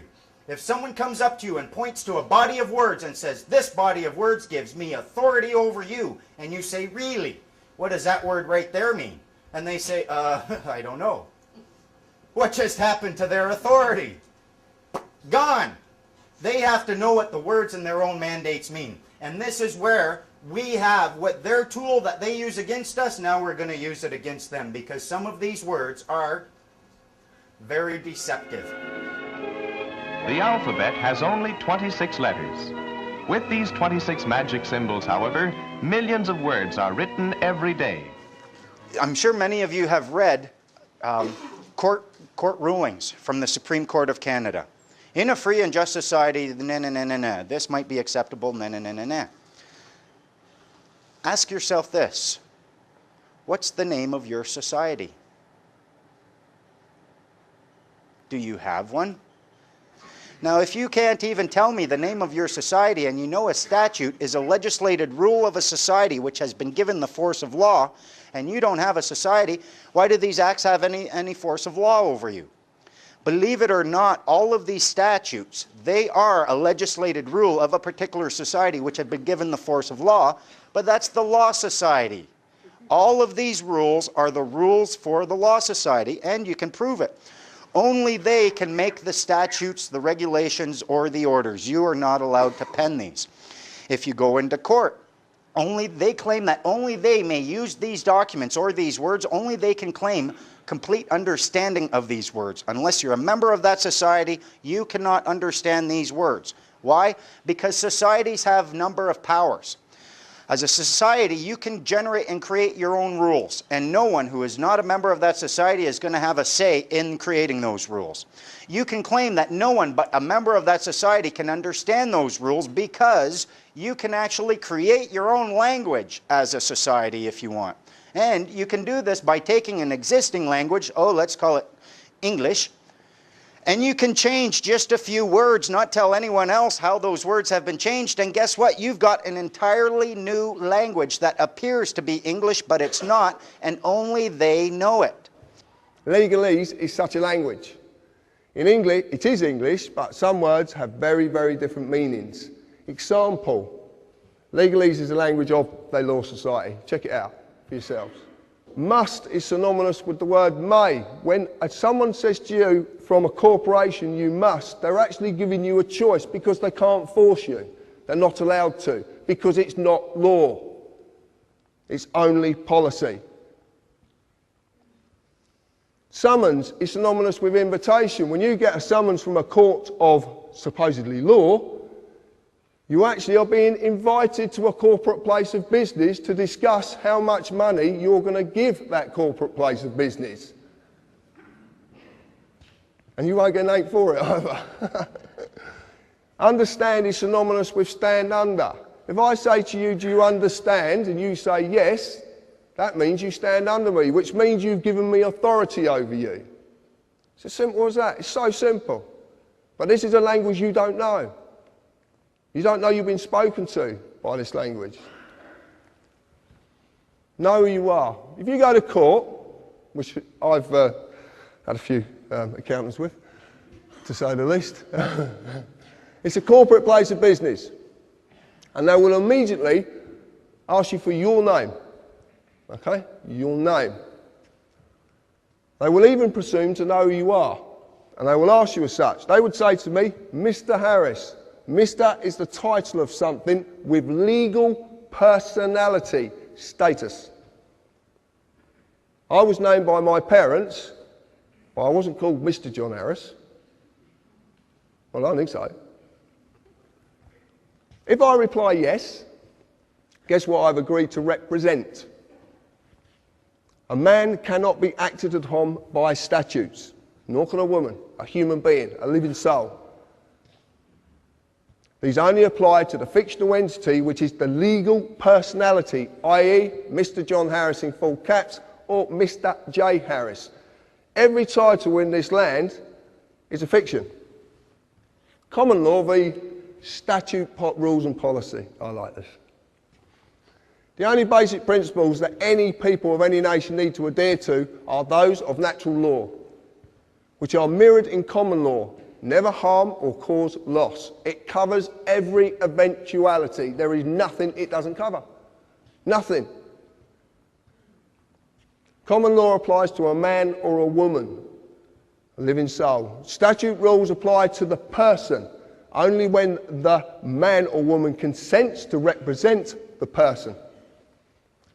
Consent can be given in inaction or action. Within statute rules, you will just receive a summary judgment. That's what you get in the courts of law, or supposedly. But it's called summary judgment. And what summary judgment is, it doesn't matter if whatever court you go into, as long as that court's going to make money from someone, because that's all it's about. And there's a reason they want to extract that revenue from you. There is such a reason. We have started to realise that we are slaves in this system. The system is there to milk us like cows. Money is a tool that we must believe in to serve them. Karl Marx was quite right. He was one of their boys who was set up to set up the dialectic. And he was quite right when he said that money is a tool of the elites. It's essential that the people who stop bartering or working for themselves and start using money as a means of exchange, which then can be taxed back from them, are becoming slaves. Because under law and legality, for a thousand years, no one could take anything from you. Money represents your food, your home, everything. When it's taxed back from you, they're creating a form of slavery. Therefore, it's essential that the workers believe in money. It's simply to maintain the illusion that they have control over your life, your fortune, and your freedom. Because your fear and their ability to take from you something you deem to be valuable. And that is money. Yeah? Do we all believe money is valuable? We all use it every day, don't we? Yeah? And we all believe it's got some worth. These pieces of papers and coin has some worth. Frank Hamilton is depositing some money, and also a check, his paycheck. On the deposit slip, the amount of the money and the check are added together, just as though it were all money. And yet, a check is not money. It is an instrument for the transfer of credit, which is a substitute for money. On his job, Mr. Hamilton himself is paid not in money, but by check. He deposits his paychecks in the bank. He receives no money for his work. But in the bookkeeping department of the bank, the amount of the deposit is credited to Mr. Hamilton's account. In other words, it is added to the amount of his credit in the bank. Meanwhile, the amount of the check is deducted from the amount of credit available to Mr. Hamilton's employer. Thus, the check has served as an instrument for the transfer of credit from the Central Manufacturing Company to Mr. Hamilton. By means of these various credit instruments, a bank deals much more in credit than it does in money. Private banks are creating what we call money out of fresh, bloody air and then charging us interest on it. And it works like this. If you go into a bank and you borrow $50,000, what does the bank do? Does it move precious metal anywhere? I mean, what does it do? What it does is it types into your account $50,000. And from that moment, you start paying interest on $50,000 that has never, does not, and will never exist. Fresh air, theoretical money called credit. A bank not only assists in the transfer of credit, but it also creates credit. To see how this is done, we'll follow Richard Morton into the loan department of the bank. Since Mr. Morton is known to the bank as a reliable man, the banker can feel reasonably certain that Mr. Morton will be able to repay the loan when it comes due. So the banker is glad to make the loan. Mr. Morton writes out a promissory note. This is a promise to pay the money back to the bank at a certain time, in this case, in 30 days.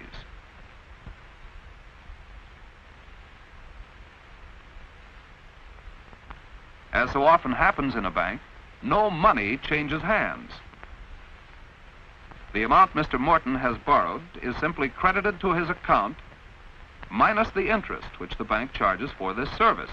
Now Mr. Morton has obtained his loan. He has increased his bank credit by nearly $2,000. But this credit was not transferred to him from some other account, so where did it come from? Laws have been passed called fractional reserve lending that allow banks to lend at least, and my goodness, it's at least 10 times what they have on deposit. So when you put $1 in a bank, that bank can now lend 9/10 that it does not have. Fresh air, figures on a screen. Not only that, you borrow $50,000 from a bank. What does it do? It types into your account $50,000. Okay, now you're paying interest on it. But you take $10,000 and you say, I'm going to buy that car, and you give $10,000 to the guy who owns the car to buy the car off him. Now the guy who's received your $10,000 that was created out of nothing in the original $50,000 now goes and deposits the 10 grand in his own bank. Now that bank can lend 10 times the 10 grand that was created out of nothing in the first place. This is what's going on. And then if you follow one loan, $50,000 or whatever, you follow that through the banking system, and that one loan allows the banking system as a whole to create phenomenal amounts of non-existent money we call credit from that original non-existent credit loan. This is how the banking system, ladies and gentlemen, have taken the world over. Why wouldn't it when they can do that? They create money out of nothing, and then they loan it to you and to me and to corporations and other countries and so forth, and then they collect interest on it. Now just think about that. Collecting interest on nothing. Not too shabby. Why didn't I think of that, you know? Well, if we tried that, we'd go to prison, wouldn't we? Because we didn't write the Federal Reserve Act. And there's another little scam here. All written in on purpose, cold, calculated. When you go into a bank and you borrow $50,000, the bank creates, even in this theoretical, ludicrous way, $50,000. But you're not paying back $50,000, you're paying back $50,000 plus interest. The interest is never created, even as credit, which means a simple fact. At any point in time, coldly calculated, designed to be, there is never anything like enough units of exchange, money, in circulation to pay back all the principal on the debt and all the interest on the outstanding debt. The elite have all the money in the world. They own all the resources in the world. They don't need money, but they need us to believe it's the only thing that we must use. Today, the power of the purse, as they call it at the top, is being used to the maximum. In 1938, Prime Minister William Lyon Mackenzie King nationalized the Bank of Canada, giving control of the Canadian currency to the people of Canada. Although the issuance of currency is held solely by the Bank of Canada, the creation of credit through the issuance of loans is still largely controlled by private chartered banks. As part of the Bank of Canada's charter, the government can borrow up to 50% of its own money from the Bank of Canada at 0% interest.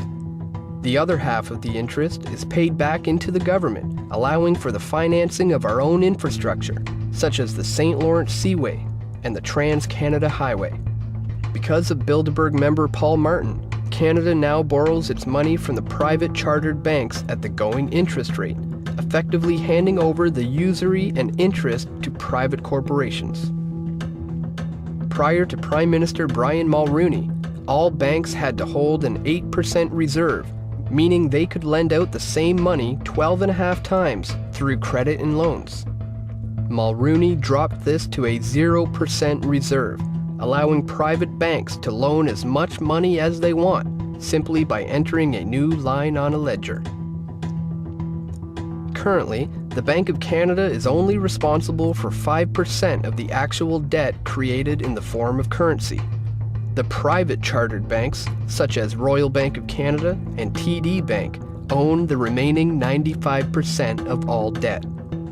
Think of how much control this amounts to when you consider all of the digital payment and loan options used today, such as credit cards, debit cards, internet payments, RFID chips, smartphone purchases, and even biometric identification, which is now used in India for bank withdrawals. The more I discovered the machinations that the international bankers go through to control us, the more I realized that the theft of our efforts, our resources, and our labors was phenomenal, was colossal. At that point, I got introduced to a graph that the Auditor General in Canada in 1993 put out, which showed the phenomenal theft that happens as a result of the power of interest and the sleight of hand economics of compounding interest. And I discovered this graph at that time, which I would like to show you here, of the degree of the theft that was taking place in Canada. Now, this is the Auditor General's report of November 1993, and here in Canada, this would put the sponsorship scandal to absolute shame. The sponsorship scandal does not compare with the theft that happens when a government, instead of borrowing from itself, creating its own money, which only the government has the right to create, they give it over to private entities like the international banks or the private banks. The government prints a bond. The private banks then turn that bond into printed dollars, and then the government borrows those printed dollars back according to the bond. And from way back, 1867 to 1992, when this report was prepared, Canada had to borrow for real spending no more than $37 billion. Yet, in 1993, our national debt stood at $423 billion. $386 billion of that was simply interest on interest. Now, if this isn't an unnecessary theft, I don't know what is. Do you realize, I think, GST alone collects more than that?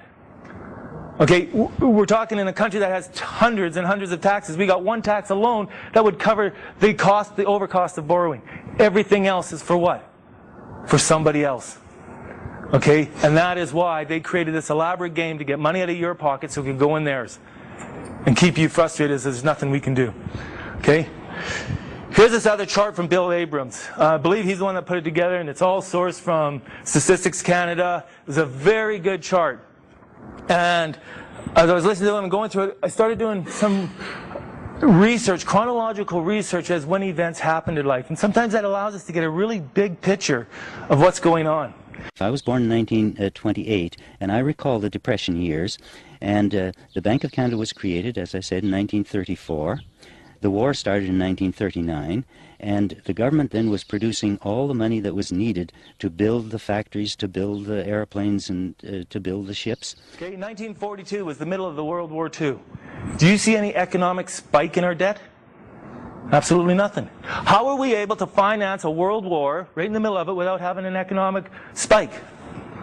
Why? Because we borrowed it from ourselves without interest. Take a look further in history. 1944, we introduced the Family Allowance Program. There's a very nice humanitarian-based social program. Was there a spike in our debt? Absolutely none. How did we do it? Again, we borrowed it interest-free from our own bank. 1952, old age security.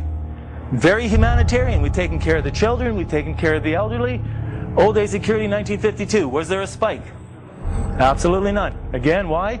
We borrowed it from ourselves interest-free to finance these programs.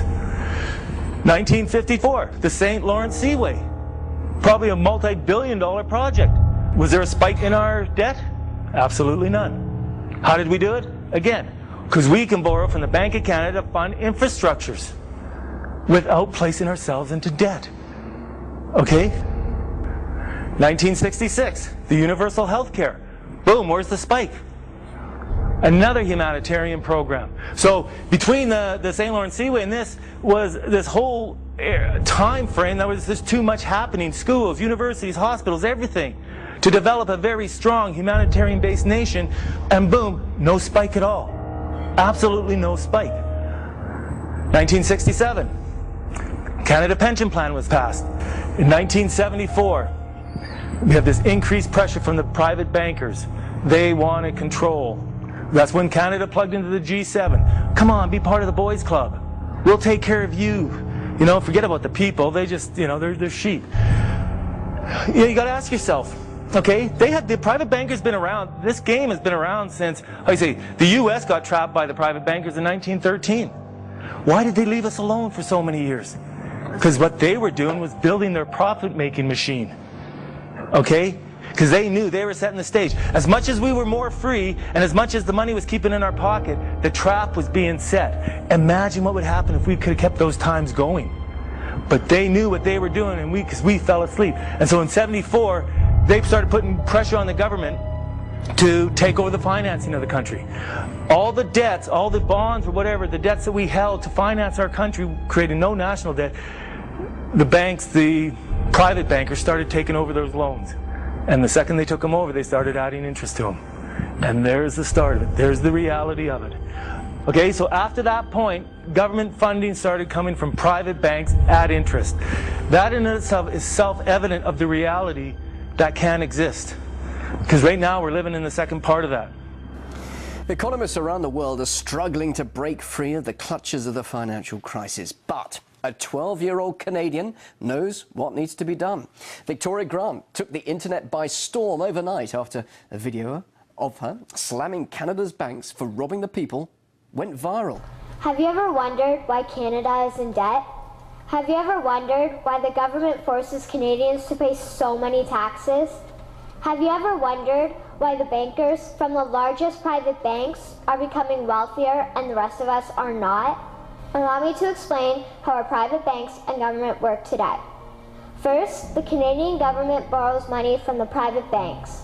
They then lend the debt-based money to Canada with compounded interest.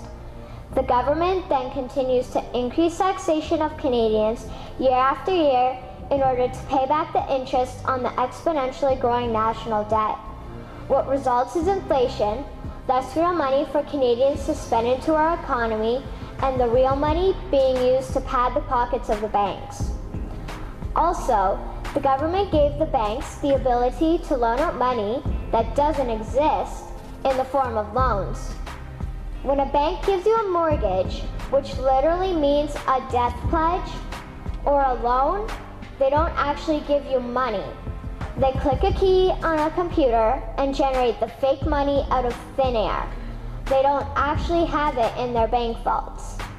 Presently, the banks only have $4 billion on reserve, but they have loaned out over $1.5 trillion. To quote Graham Towers, each and every time a bank makes a loan, a new bank credit is created. New deposits, brand new money. Broadly speaking, all new money comes out of a bank in the form of loans.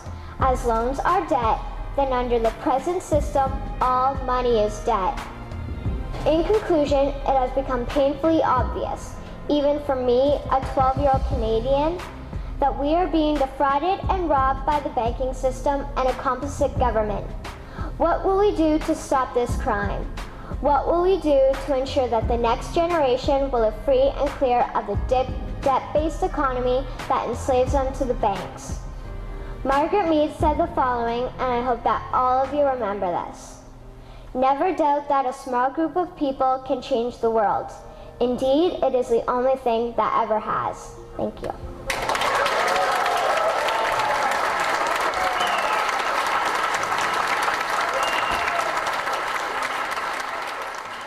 This is the real truth. You're the currency, not money. You are. Because without you, this country grinds to a halt. Because the principal workforce of any machine or any corporation or any company are slaves. And they have to give you something to believe in, so you will do that work and you will not question. And to make it valuable, they're going to stiff you with as many fines that I'll make believe to make you give over that worthless piece of paper to another corporation just so you believe it's real. They're hiding it, they're camouflaging it, they're not talking about it. Coordination of international regulation. What they are going to do is to put our Fed and our SEC under the control, in effect, of the IMF. Oh, come on. They're You gonna believe they'll do this? That's what was in the draft agenda. They call it coordination of regulation. What it really is putting the American economy under international regulation. Yeah. And those people who have been yelling, oh, the UN's going to take over global Conspiracy government. theorists. They've been crazy, but now they're right. Yeah, well, when Geithner, It's happening. When Geithner said he would be open to the idea of a global currency last week, yeah. Those conspiracy people had said and suggested that for years. right. You're not wrong. When massive foreign trade deals are made, they are done in U.S. dollars, which serves as the world's reserve currency. Now the UN is backing a plan to change all of that and create a new global currency. If that's the case, what does it mean for you? Slavery has always existed in one form or another. There's different ways to have slavery. You can either get a bunch of henchmen, force a tribe into obeying you and being your slaves. That's a lot of force. But you have to feed them, etc. Or you can allow them to keep so much of their earnings for themselves, to maintain themselves, and take off all the rest to supply the elite and the structure of the system over them. The question is, do we all work for central bankers? That's what I want to address to our guest tonight. Is this global governance at last? Is it one world, the central bankers in charge? To answer your question, we are absolutely slaves to central banks. Well, what's the definition of a slave?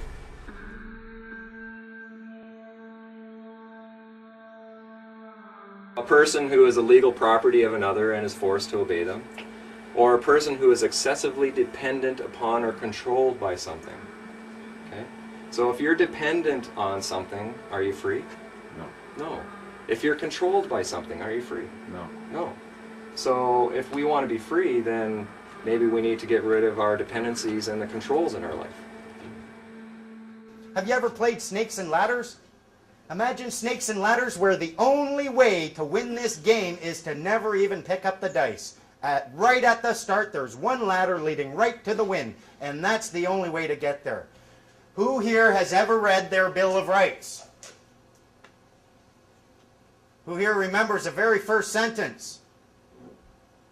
It says, and you'll find it expressed in the Constitution as well, they say that Canada is a nation founded upon the principles and the belief in the principles of the supremacy of God and the rule of law.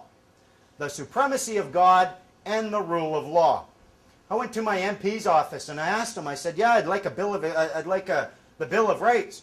I grabbed this, they'll give you one. It's really nice, you can frame it, eh? I said, wow, it says here Canada is a nation founded upon the principles or the belief in the principles of the supremacy of God. Is that true? She said, sure is. I said, that's cool.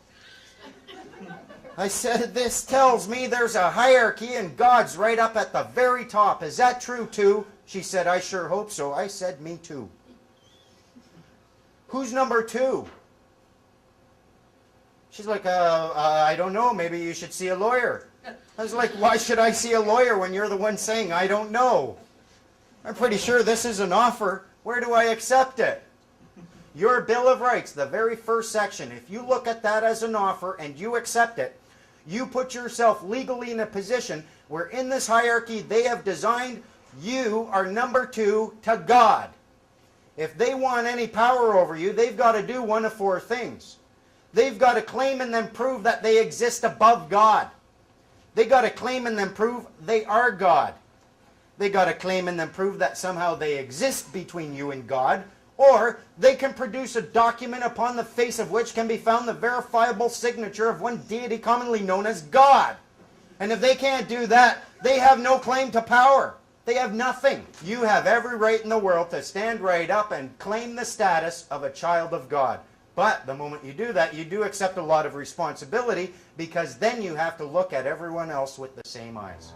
Now, as soon as you get away from all the people and you remove yourself or segregate yourself through a private agreement or what have you, that becomes private. Now, the Governor General and the Queen, by definition, are only responsible for the public. Government is there to deal with the public for us, but they've turned everything public. As soon as you register property like land or vehicles or any of that kind of stuff, you turn that into a registered item which is in the public. If you're in the public, they assume that you're vulnerable and that you need protecting from others and from yourself. As soon as you're using all of your corporations, that's all on the public side, and that's all governed by the public, which is the government. So part of the process that I went through was to actually explicitly say, I do not want to be governed. I got a question for you. Who here has a driver's license? Unfortunately. Okay, now who here, keep your hands in the air. Okay, put your hands down if you put your hand up higher. I see you cheating. Higher. Put your hands down if you actually read the Motor Vehicle Act before applying for your license. Huh. How do you know you have any obligation under that act to have a license if you've never even read it? For my own protection, I'm filming it. I'm wondering what he's going to do. He's reading my affidavit of truth right now. Yeah, so I'll get back to you. He's also stated that I'm under obligation to carry photo ID, which I'm obviously not. That's the officer right there, car 77.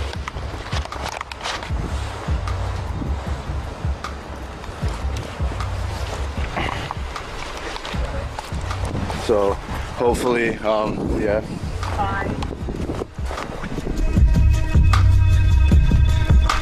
There we go, car 77. Officer did not state who he was.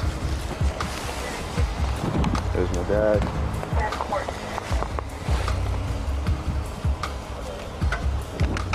Can you hold that? I don't have gloves. Here, you want them? Mine? Yeah.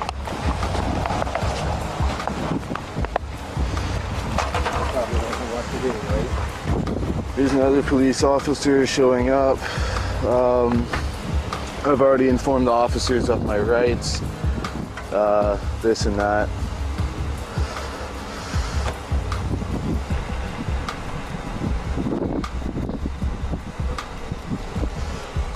Cold. Officer, I just want to let you know I'm activating my fee schedule. It's the middle of winter. I am cold right now, and you're harassing me right now. So my fee schedule will be activated in 3 minutes. I suggest you contact a superior officer. Read that affidavit of truth. We're reading that right now, sir. We're trying to get... I know, I'm just freezing cold. Okay. I'm freezing cold, so... Okay.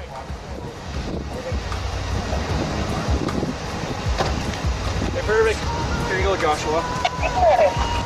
So, you don't have a driver's license, correct? No. And no insurance, correct? Do you have insurance? No. I'm working on that right now, doing it through, it's not a registered motor vehicle, right? So it's not under you guys' jurisdiction. I'm not trying to cause trouble or nothing, but I am getting insurance on it. But it's through my society that I'm part of. Okay, perfect. So I don't obviously I only use it to travel around. If you are willing to go and get a license, you are submitting an application for a license. What are you doing? Giving up a right. You're asking permission. You are asking permission to engage in a completely lawful activity. Therefore, what are you? You're a child who asks permission to engage in lawful activities. Children ask that. Mommy, can I have a cookie?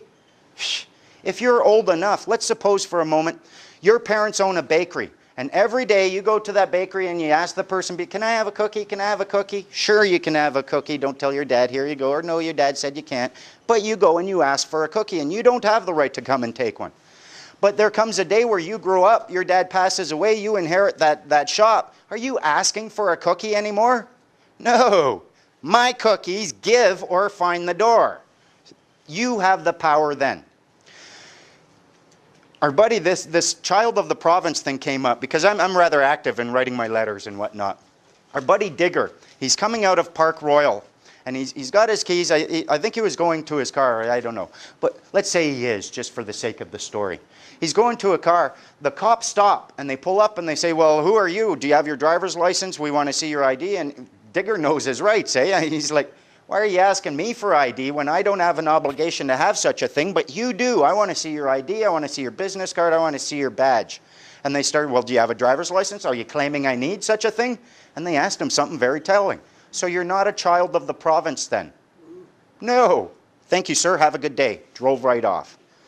There is the legal status of being a child of your province because you haven't grown up enough. You go and you ask permission to engage in these lawful activities when you have remedy in the form of a claim of right that you can make. Anything you can do under license within the legislative framework, you must be able to do without license outside of that framework, or else the licensing authority is licensing unlawful activities. This is what you give to a cop when he asks you for, like what happened to me 2 weeks ago when I got pulled over and I was asked for my driver's license. I hand him my statement of birth, and he said, well, I need license, registration, and insurance. What they like to do, they use presumption and assumption so often, they won't even ask you a question. They come to the window, driver's license, registration, insurance. Look at them and say, apples, bananas, and pears? You're not making any sense. Like, you used a complete sentence? What is it you want? Do you have a driver's license, registration, and insurance? Or may I see it, is usually what they would ask, because they're operating upon a presumption too. You ask them, are you willing to claim under full commercial liability that I have an obligation to have such a thing in order to exercise my common law rights? Blah, blah, blah. And of course you don't. So what you can do is simply hand them this. And it's a good faith notice which says, with all due respect, officer, I do not maintain the name of any person in your jurisdiction and am not entitled to any rights to any documents. I'm ineligible for those benefits. That's what this means. I have no rights to any documents of identification you may seek. I'm ineligible for those benefits. I provide you in good faith who maintains the birth name. The Registrar General maintains the birth name. I am a recipient and beneficiary protected by your higher powers. And what that means is talk to your bosses. I'll wait here. Just take this good faith notice, get on the radio and talk to your bosses, and you may find out that something else is going on here. Below, I humbly and peacefully provide you proof so certified who has signing authority for the birth name, which protects me as a witness. And there's the Deputy Registrar General's signature is here. There's their seal. And this is stamped. This is notarized. This is an authentic document. When you bring this attitude, you start having more power over them because they expect you to, oh yeah. If you're not doing that, they're like, what's up with him? You're supposed to be scared and intimidated of me. Look, don't you see the gun? And you say, yeah, I see the gun. Guess what? See the smile? We have more power over them. All of their power that they have over you is a result of two things: their deception, your ignorance. Sorry to be rude, but their deception doesn't work without your ignorance. And the way to deal with it is to deal with your ignorance. Then when their deception comes, you can look at them and smile. And you can tell them, you know, I'm not a child of the province. I don't know why you're trying to apply that to me. Look, check it. Where was I? I lost my words anyway. Now this one for all the police officers. Every police officer listening. Oh yeah? I know you can hear me. Alright then. Look. Come. Yo. Look. I'm not getting fooled by your legalese talk. Mr. Policeman, I do know the law. You're under an oath to the Queen you swore. I'm not a criminal unless I'm breaking common law. I use my common sense, I don't consent to be governed. Do you think that I'm dense? A person's corporate fiction is the Black's Law I read. Go see Simon Goldberg, he will help you with the rest. YouTube John Harris, the illusion on the net. If you ain't broke common law, you shouldn't be in pen. Legalese is language for corporate employees, so be careful when you say that you understand police. Cause legally that means that you just stand under their authority. Enlighten yourself, take pride in yourself. Knowledge is power, spread guidance and wealth. There's no need for violence cause them sirens lead to jail. Life is what you make it, so don't choose to make it hell. Don't just be a sheep and follow everybody else. Stand out from the crowd even if it's by yourself. Say it, stand out from the crowd even if it's by yourself. Stand out from the crowd. If we all just put our personal stuff aside, just temporarily, to work on the common thing. So for example, does anybody feel like it represents their position that it was a good idea to, for your family and your children to take on the liability of private bankers' playboy mistakes? So it's like, does anybody feel like that represented their position? Step forward. I've not met anybody who feels like the bank bailout actually represents their position.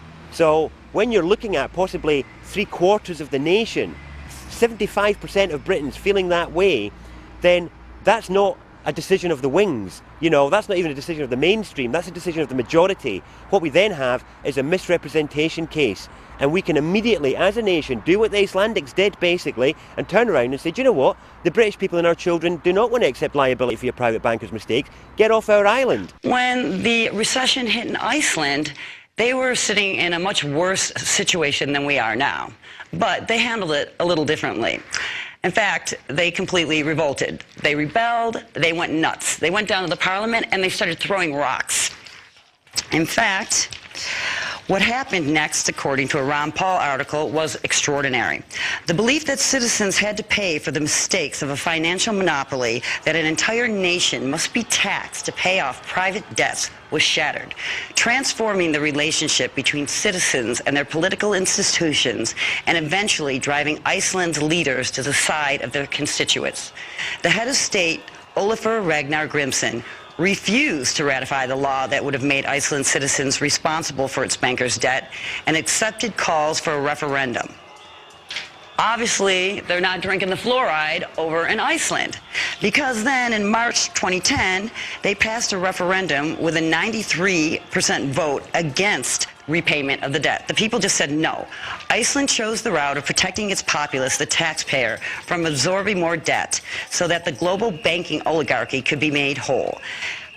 With the support of a furious citizenry, the government launched civil and penal investigations into those responsible for the financial crisis. They went out with arrest warrants for the ex-president. They actually went and indicted the prime minister and arrested the top 3 CEOs of the top banks. That's how Iceland handled it. So, this is what else they did. They forgave the debt of 1/4 of their citizens. 25% of their citizens, they just said, no, you don't have to pay it back. And for those people that were underwater in their mortgages, over 110%, they forgave those too.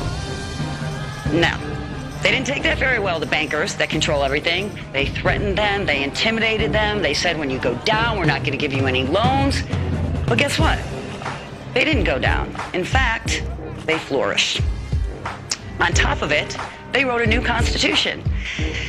This is what they did. The people of Iceland elected 25 citizens from among 522 adults not belonging to any political party, but recommended by at least 30 other citizens. This document was not the work of a handful of politicians, but was actually written on the internet. The constituents' meetings were streamed online, and the citizens could send their comments and suggestions, witnessing the document as it took shape. The Constitution that eventually emerged from this participatory democratic process will be submitted to Parliament for approval after the next elections. So they rewrote the Constitution. They actually threw the politicians out. They got people, normal people, that the other people at all decided that these were the best people, and then they put it online. I mean, talk about democratic. Okay, so how did that turn out? Everyone said it was going to go down. It was this big experiment because we really haven't heard, right? Well, I'll tell you how it turned out.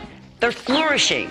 Their GDP has rebounded. In fact, they're doing better than the EU and most of the developing nations right now. And according to the Fitch rating on Bloomberg, the unorthodox crisis policy response in Iceland has succeeded. So the takeaway is QE1 didn't work, QE2 didn't work, and QE3 is certainly not going to work. Hyperinflating our dollar is not going to work. What will work? What did work is Iceland's program. So they sent policemen in to arrest the bankers, and they succeeded. They're doing great. So I say, let's do what Iceland did. A difficult thing for some people to understand is what's happening today is not just an elite making a final move to take over anything. Every generation for hundreds of years has been brought up with the same elite's predecessors designing and running the show for each generation. I think all our society is run by insane people for insane objectives. You know, and I think that's what I sussed when I was 16 and 12 way down the line, but I expressed it differently all through my life. It's the same thing I'm expressing all the time, but now I can put it into that sentence that I think we're being run by maniacs for maniacal ends, you know. I'd be very pleased to know what they think they're doing. I think they're all insane. The elite, in fact, are simply moving their system into a new system, an updated system to suit themselves. That's a hard concept for people to grasp. They've been trained to believe things are happening at the moment by happenstance, by crisis coming out of nowhere. And here's what we must do. We must solve this problem at the time. Nothing is further from the truth. Major financial institutions have teetered on the edge of collapse, and some have failed. As uncertainty has grown, many banks have restricted lending. Credit markets have frozen, and families and businesses have found it harder to borrow money. We are in the midst of a serious financial crisis, and the federal government is responding with decisive action.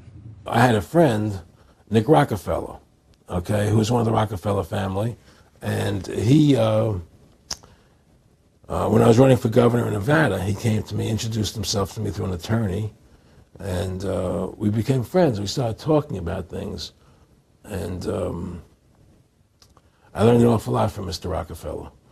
And one of the things that we used to talk about was the ultimate plan of the banking industry, what they wanted to accomplish. And the goals of the banking industry, not just the Federal Reserve System, but the private banks in Germany and England, all over Italy, all over the world, they all work together. They're all central banks, and they're all part of the Communist Manifesto. You know, central banking is one of the major planks of the Communist Manifesto. We talk about America being a capitalistic country, but yet at the same time we have a central bank that plans everything for us, right? And the graduated income tax is another plank of the Communist Manifesto, right? So right there you have two major planks of the Communist Manifesto that have been brought in because of the Federal Reserve System, okay? So the ultimate goal that these people have in mind is the goal to create a one-world government. At a 1991 closed-door meeting of fellow internationalists, billionaire and former CFR chairman David Rockefeller praised his media allies. But his confidence that his words would not leave the room was later broken. We are grateful to the Washington Post, the New York Times, Time Magazine, and other publications whose directors have attended our meetings and restricted their promises of discretion for almost 40 years. It would have been impossible for us to develop our plan for the world if we had been subject to the bright lights of publicity. But the world is now more sophisticated and prepared to march toward a world government. In an address before the Trilateral Commission in June of 1991, David Rockefeller laid out the elite's ultimate goal. The supranational sovereignty of an intellectual elite and world bankers is surely preferable to the national autodetermination practiced in the last centuries. All of the great collectivists of history have had this unified global government based on the model of collectivism as their goal, and we fought against it until recently. Now we are actually the greatest advocates of it ourselves. We don't call it tyranny. We don't call it fascism or Nazism or communism. We have a better name for it. The name they have chosen is the New World Order. Now we can see a new world coming into view. A world in which there is the very real prospect of a new world order. A world where the United Nations, freed from Cold War stalemate, is poised to fulfill the historic vision of its founders. The New World Order is a more palatable name for the Anglo-American world empire. It's the planetary domination of London, New York, Washington over the rest of the world. It's hard to get people to join that or think they have a part in it if you call it the Anglo-American world empire. If you call it the New World Order, then people in India or someplace like that or the European Union might think, well, there's something in that for us too. But that's not what it is. It's the Anglo-American New World Order. It's really the old world order. It's the British Empire morphing into the American Empire. The U.S.-British world empire is what you're going to get. We're gonna spread happiness. We're gonna spread freedom. Obama's gonna change it. Obama's gonna lead 'em. We've got to give them a stake in creating the kind of world order that I think all of us would like to see. I think its task will be to develop an overall strategy for America in this period when really a new world order can be created. It's a great opportunity. Do you have any regret or remorse for the human suffering, Mr. Kissinger, that you caused millions of people in Chile and Argentina and East Timor? Mr. Kissinger, I know you're not going to respond, but I don't want your New World Order, and you won't have one, Mr. Kissinger. National sovereignty will prevail, freedom will reign, nation states will survive, sir, and you will not have your New World Order, your eugenics, because we are changed and we are taking this generation back, sir. We just want to let you know the New World Order has no legitimacy, and that we as a people are not afraid, and we are waking up to the robber barons and the big banksters who are looting this economy with the Federal Reserve. Well, come back. We don't want your New World Order, you know? Leave Chile right now. Leave Chile. You are not. You're killing a lot of people. You're killing a lot of people. Leave here. Leave Chile right now. Leave Chile. Leave Chile. We don't want your world government. Leave Chile right now. Leave Chile, okay? In recent decades, worldwide social change has experienced unprecedented historical acceleration, particularly because instant mass communications, such as radio, television, and the internet, cumulatively have been stimulating a universal awakening of mass political consciousness. Brzezinski, you will never get a New World Order. Never. National sovereignty will prevail. The New World Order is going down, sir. You can laugh. Wake up, people. Wake up. Research the New World Order. This is important. Look it up. Investigate it. The resulting widespread rise in worldwide populist activism is proving inimical to external domination of the kind that prevailed in the age of colonialism and imperialism. Persistent and highly motivated populist resistance of politically awakened and historically resentful peoples to external control has proven to be increasingly difficult to suppress. The truth of your world government has now been exposed. We know you are ruthless. We know you are evil. To David Rockefeller, to the Rothschild representatives here, to the Queen of the Netherlands, to all of you, we tell you, you are not our queens. You are not our kings. You are not our gods. We do not belong to you. We are not your slaves. We stand as free humans, have stood since the beginning of time against the strong men, against the thugs, against the bullies. We will defeat your world government. We will defeat world taxation. We will defeat your control grid. God is on our side. You will and you are failing now. Your new world order will fall. Humanity will defeat you. The answer to 1984 is 1776. What is the consent of the governed? Natural rights are inherent to your humanity and the source of your sovereignty as a free individual. Just as slaves have the moral and legal right to leave those enslaving them, just as the states have the moral and legal right to leave a union that violates the Constitution that binds them, so too you have the moral right to live without a government when it breaks its own laws. The federal government claims your consent through the Constitution. The Constitution is a social contract that binds the American people to their government. Did you freely consent to this? I don't know anybody who did. So since none of us consented to the Constitution, either the government stays within the confines of the Constitution or we can ignore or change the government. This view, called the consent of the governed, was widely and openly accepted by the framers. They gave us a Constitution which defines, limits, and constrains the government. This is why adherence to the Constitution by all government is so crucial to preserving and retaining our freedoms. The Constitution formalizes the relationship between sovereign people and sovereign states and the federal government. When the Constitution is ignored, so is our sovereignty. And if we can't avoid a government to which we never gave consent and which violates the Constitutions, so will our freedoms be ignored. Everybody withdraws their consent from a different way. But ultimately, you can go as far as you want with it. The withdrawal of consent is it's biblical. Everything I read over the last 2 years, basically, shows one nexus, one cross. And that cross is consent. One way to take control of the streets pretty quickly is either to use water cannon or to get the army on the streets. No, the way we police in the UK, the way we police is by consent. We want police able to work with their communities to ensure that they can deal with the disorder that is taking place. America polices in a different way to we do over here. Here we police by consent. That consent has been shown in swathes in recent days with the support we've had from members of the public. America police by force.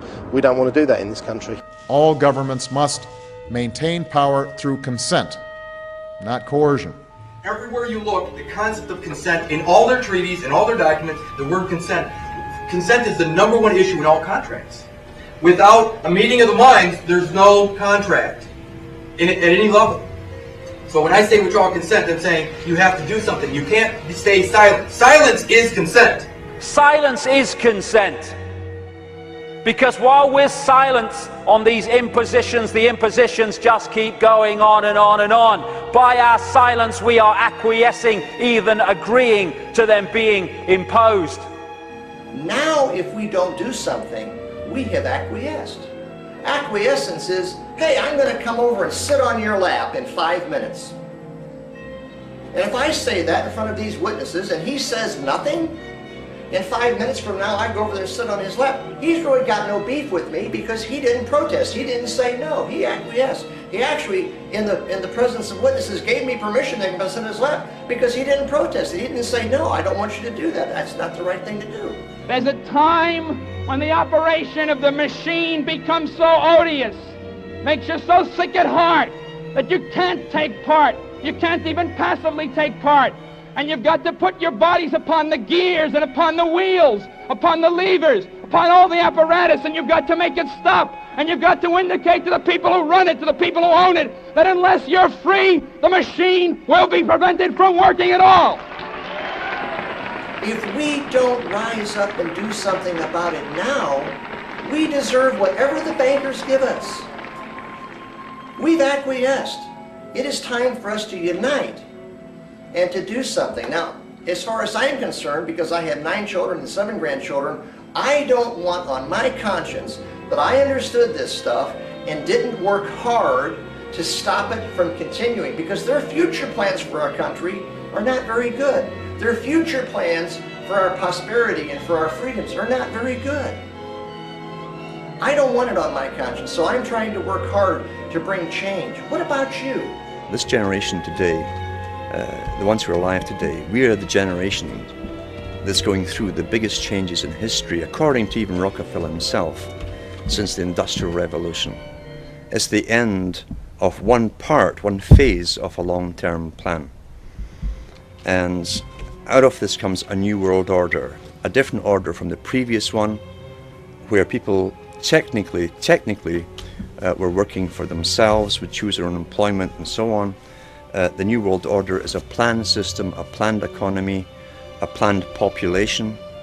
So it's up to us. It's not up to the next generation to change this. We're the only ones who can possibly do the changing. And it's either really the rights to go into an uncertain future, which is what life should really be, where we decide for ourselves where we want to go individually and collectively, or allow ourselves to be dumb animals, creatures who are guided by those who have decided they are the masters of our destiny.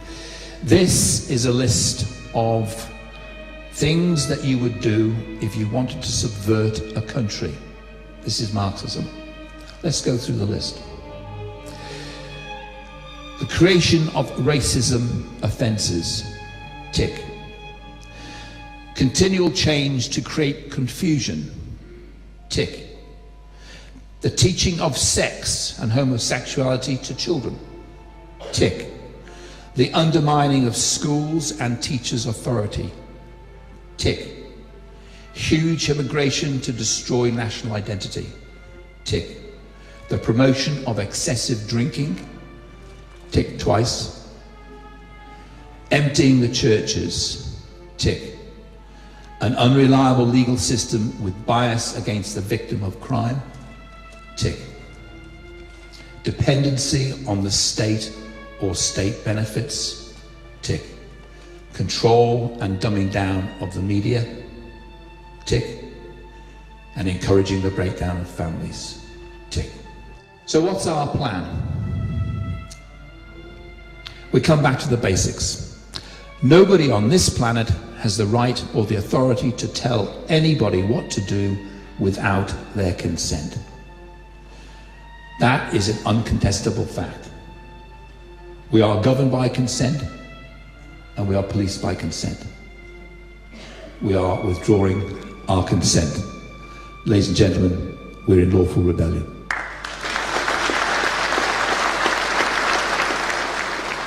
We can't sort this out with violence. Because if we sort this out with violence, violence will always ensue.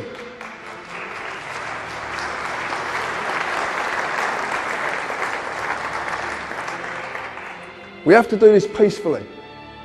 And the way we do it peacefully is learning the rules of the game. This is what I entered into. The only way to get rid of this once and for all is to sacrifice the person. To sacrifice the person is to remove that person completely. That means the birth certificate has to be destroyed. And it can be done. I've seen a way of doing it. Massive implications, but it can be done. And I am going to do it. Because I am not living in this society 1 minute longer than I have to and watch my fellow human beings suffer under it. I will find a way to get out of this, and I will succeed. The reason being is because what I'm doing is right. How do we get to this point, though? How do we get them to recognize that they're the nanny and we have grown up and they have no more power as nanny over us? It's about how we treat them, about how we act.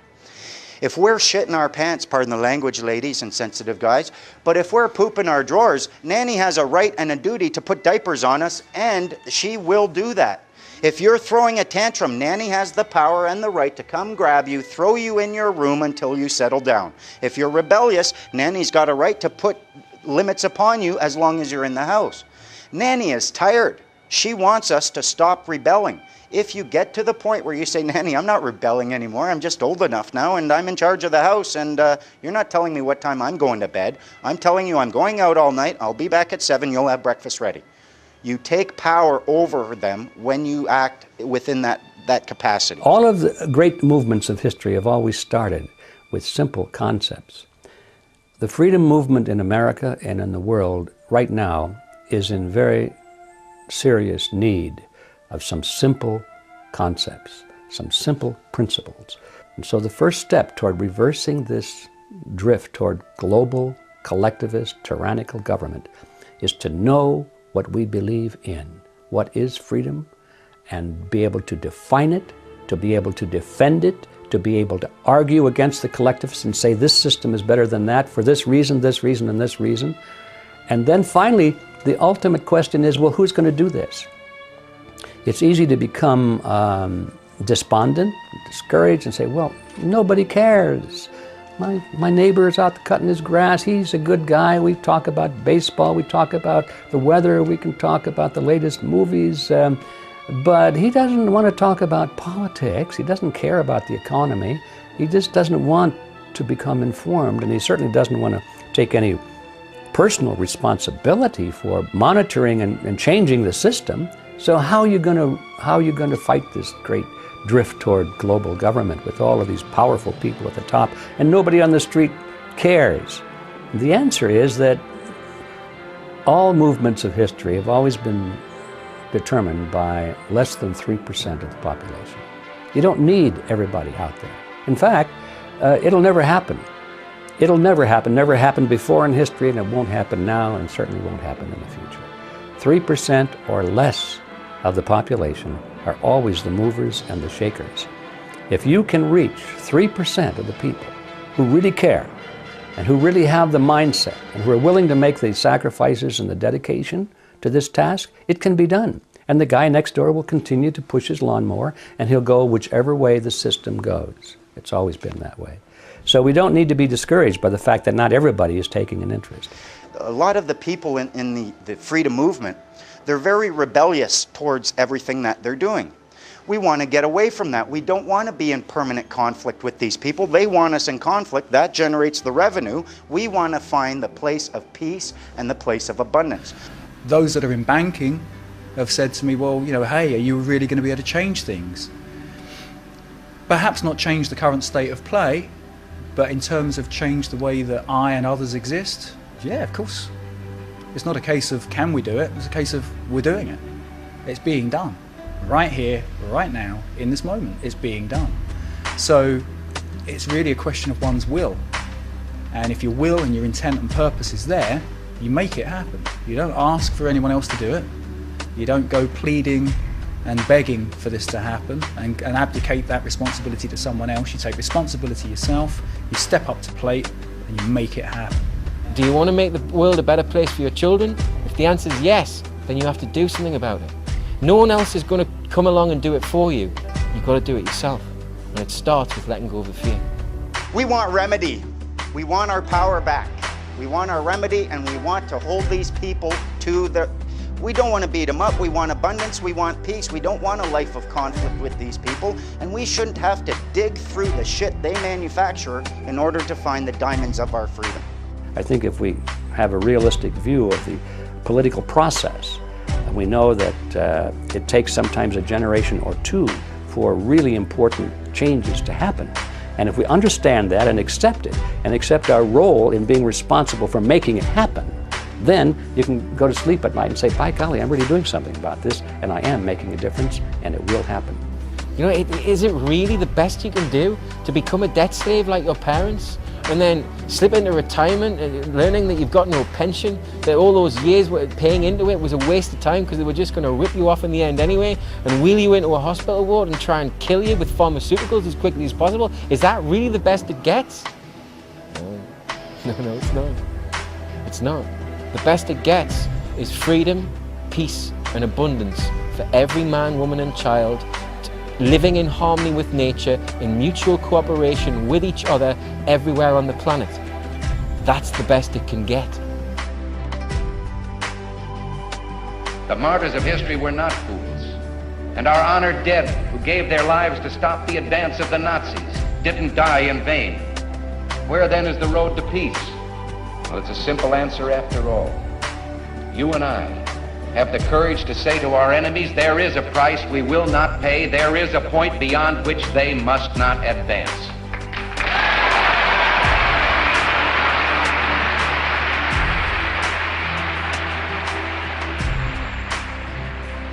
To be truly free is deceptively easy or almost impossible. We recoil at the horror of acknowledging our enslavement, but the walls, the bars, the guns and the guards can never encircle or hold down the liberty of the people, and we can only be truly caged behind prison bars that we refuse to see. Wake up!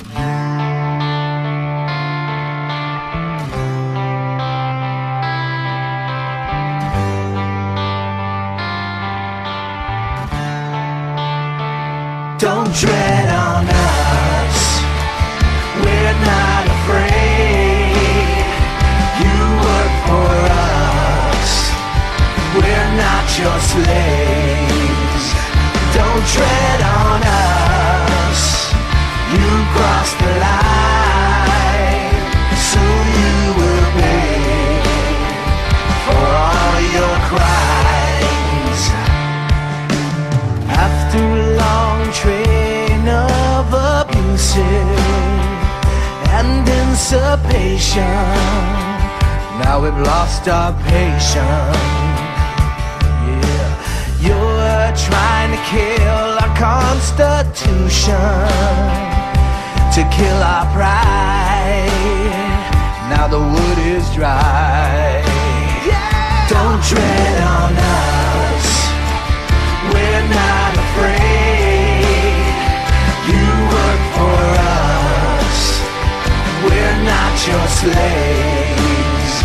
Don't tread on us, you cross the line. Soon you will pay for all your crimes. You keep on pushing us into desperation. You'll only fuel our determination. Yeah, it's been way too long since the last time, 1776. Now we're done with your tricks. Don't tread on us, don't tread on us. We're not afraid. You work for us, we're not your slaves. Don't tread on us, you cross the line. Soon you will pay for all your crimes. Don't tread on us, don't tread on us. Now it's payback time. Fundamental 3 things you should have learned. 1, you are not a person, you have a person. It exists in association with you.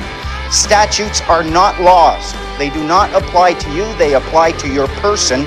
And finally, believe it or not, you want your freedom, you want to become a free man on the land, you have to treat these people with compassion, regardless of what they've done to you, and I know how difficult that can be.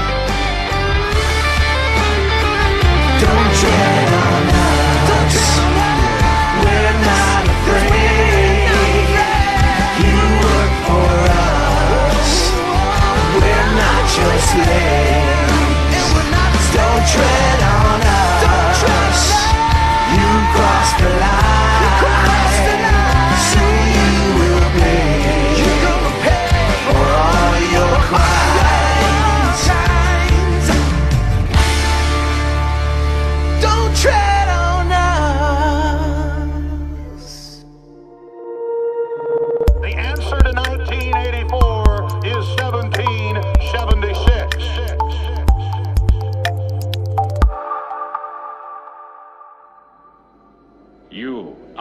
number 6.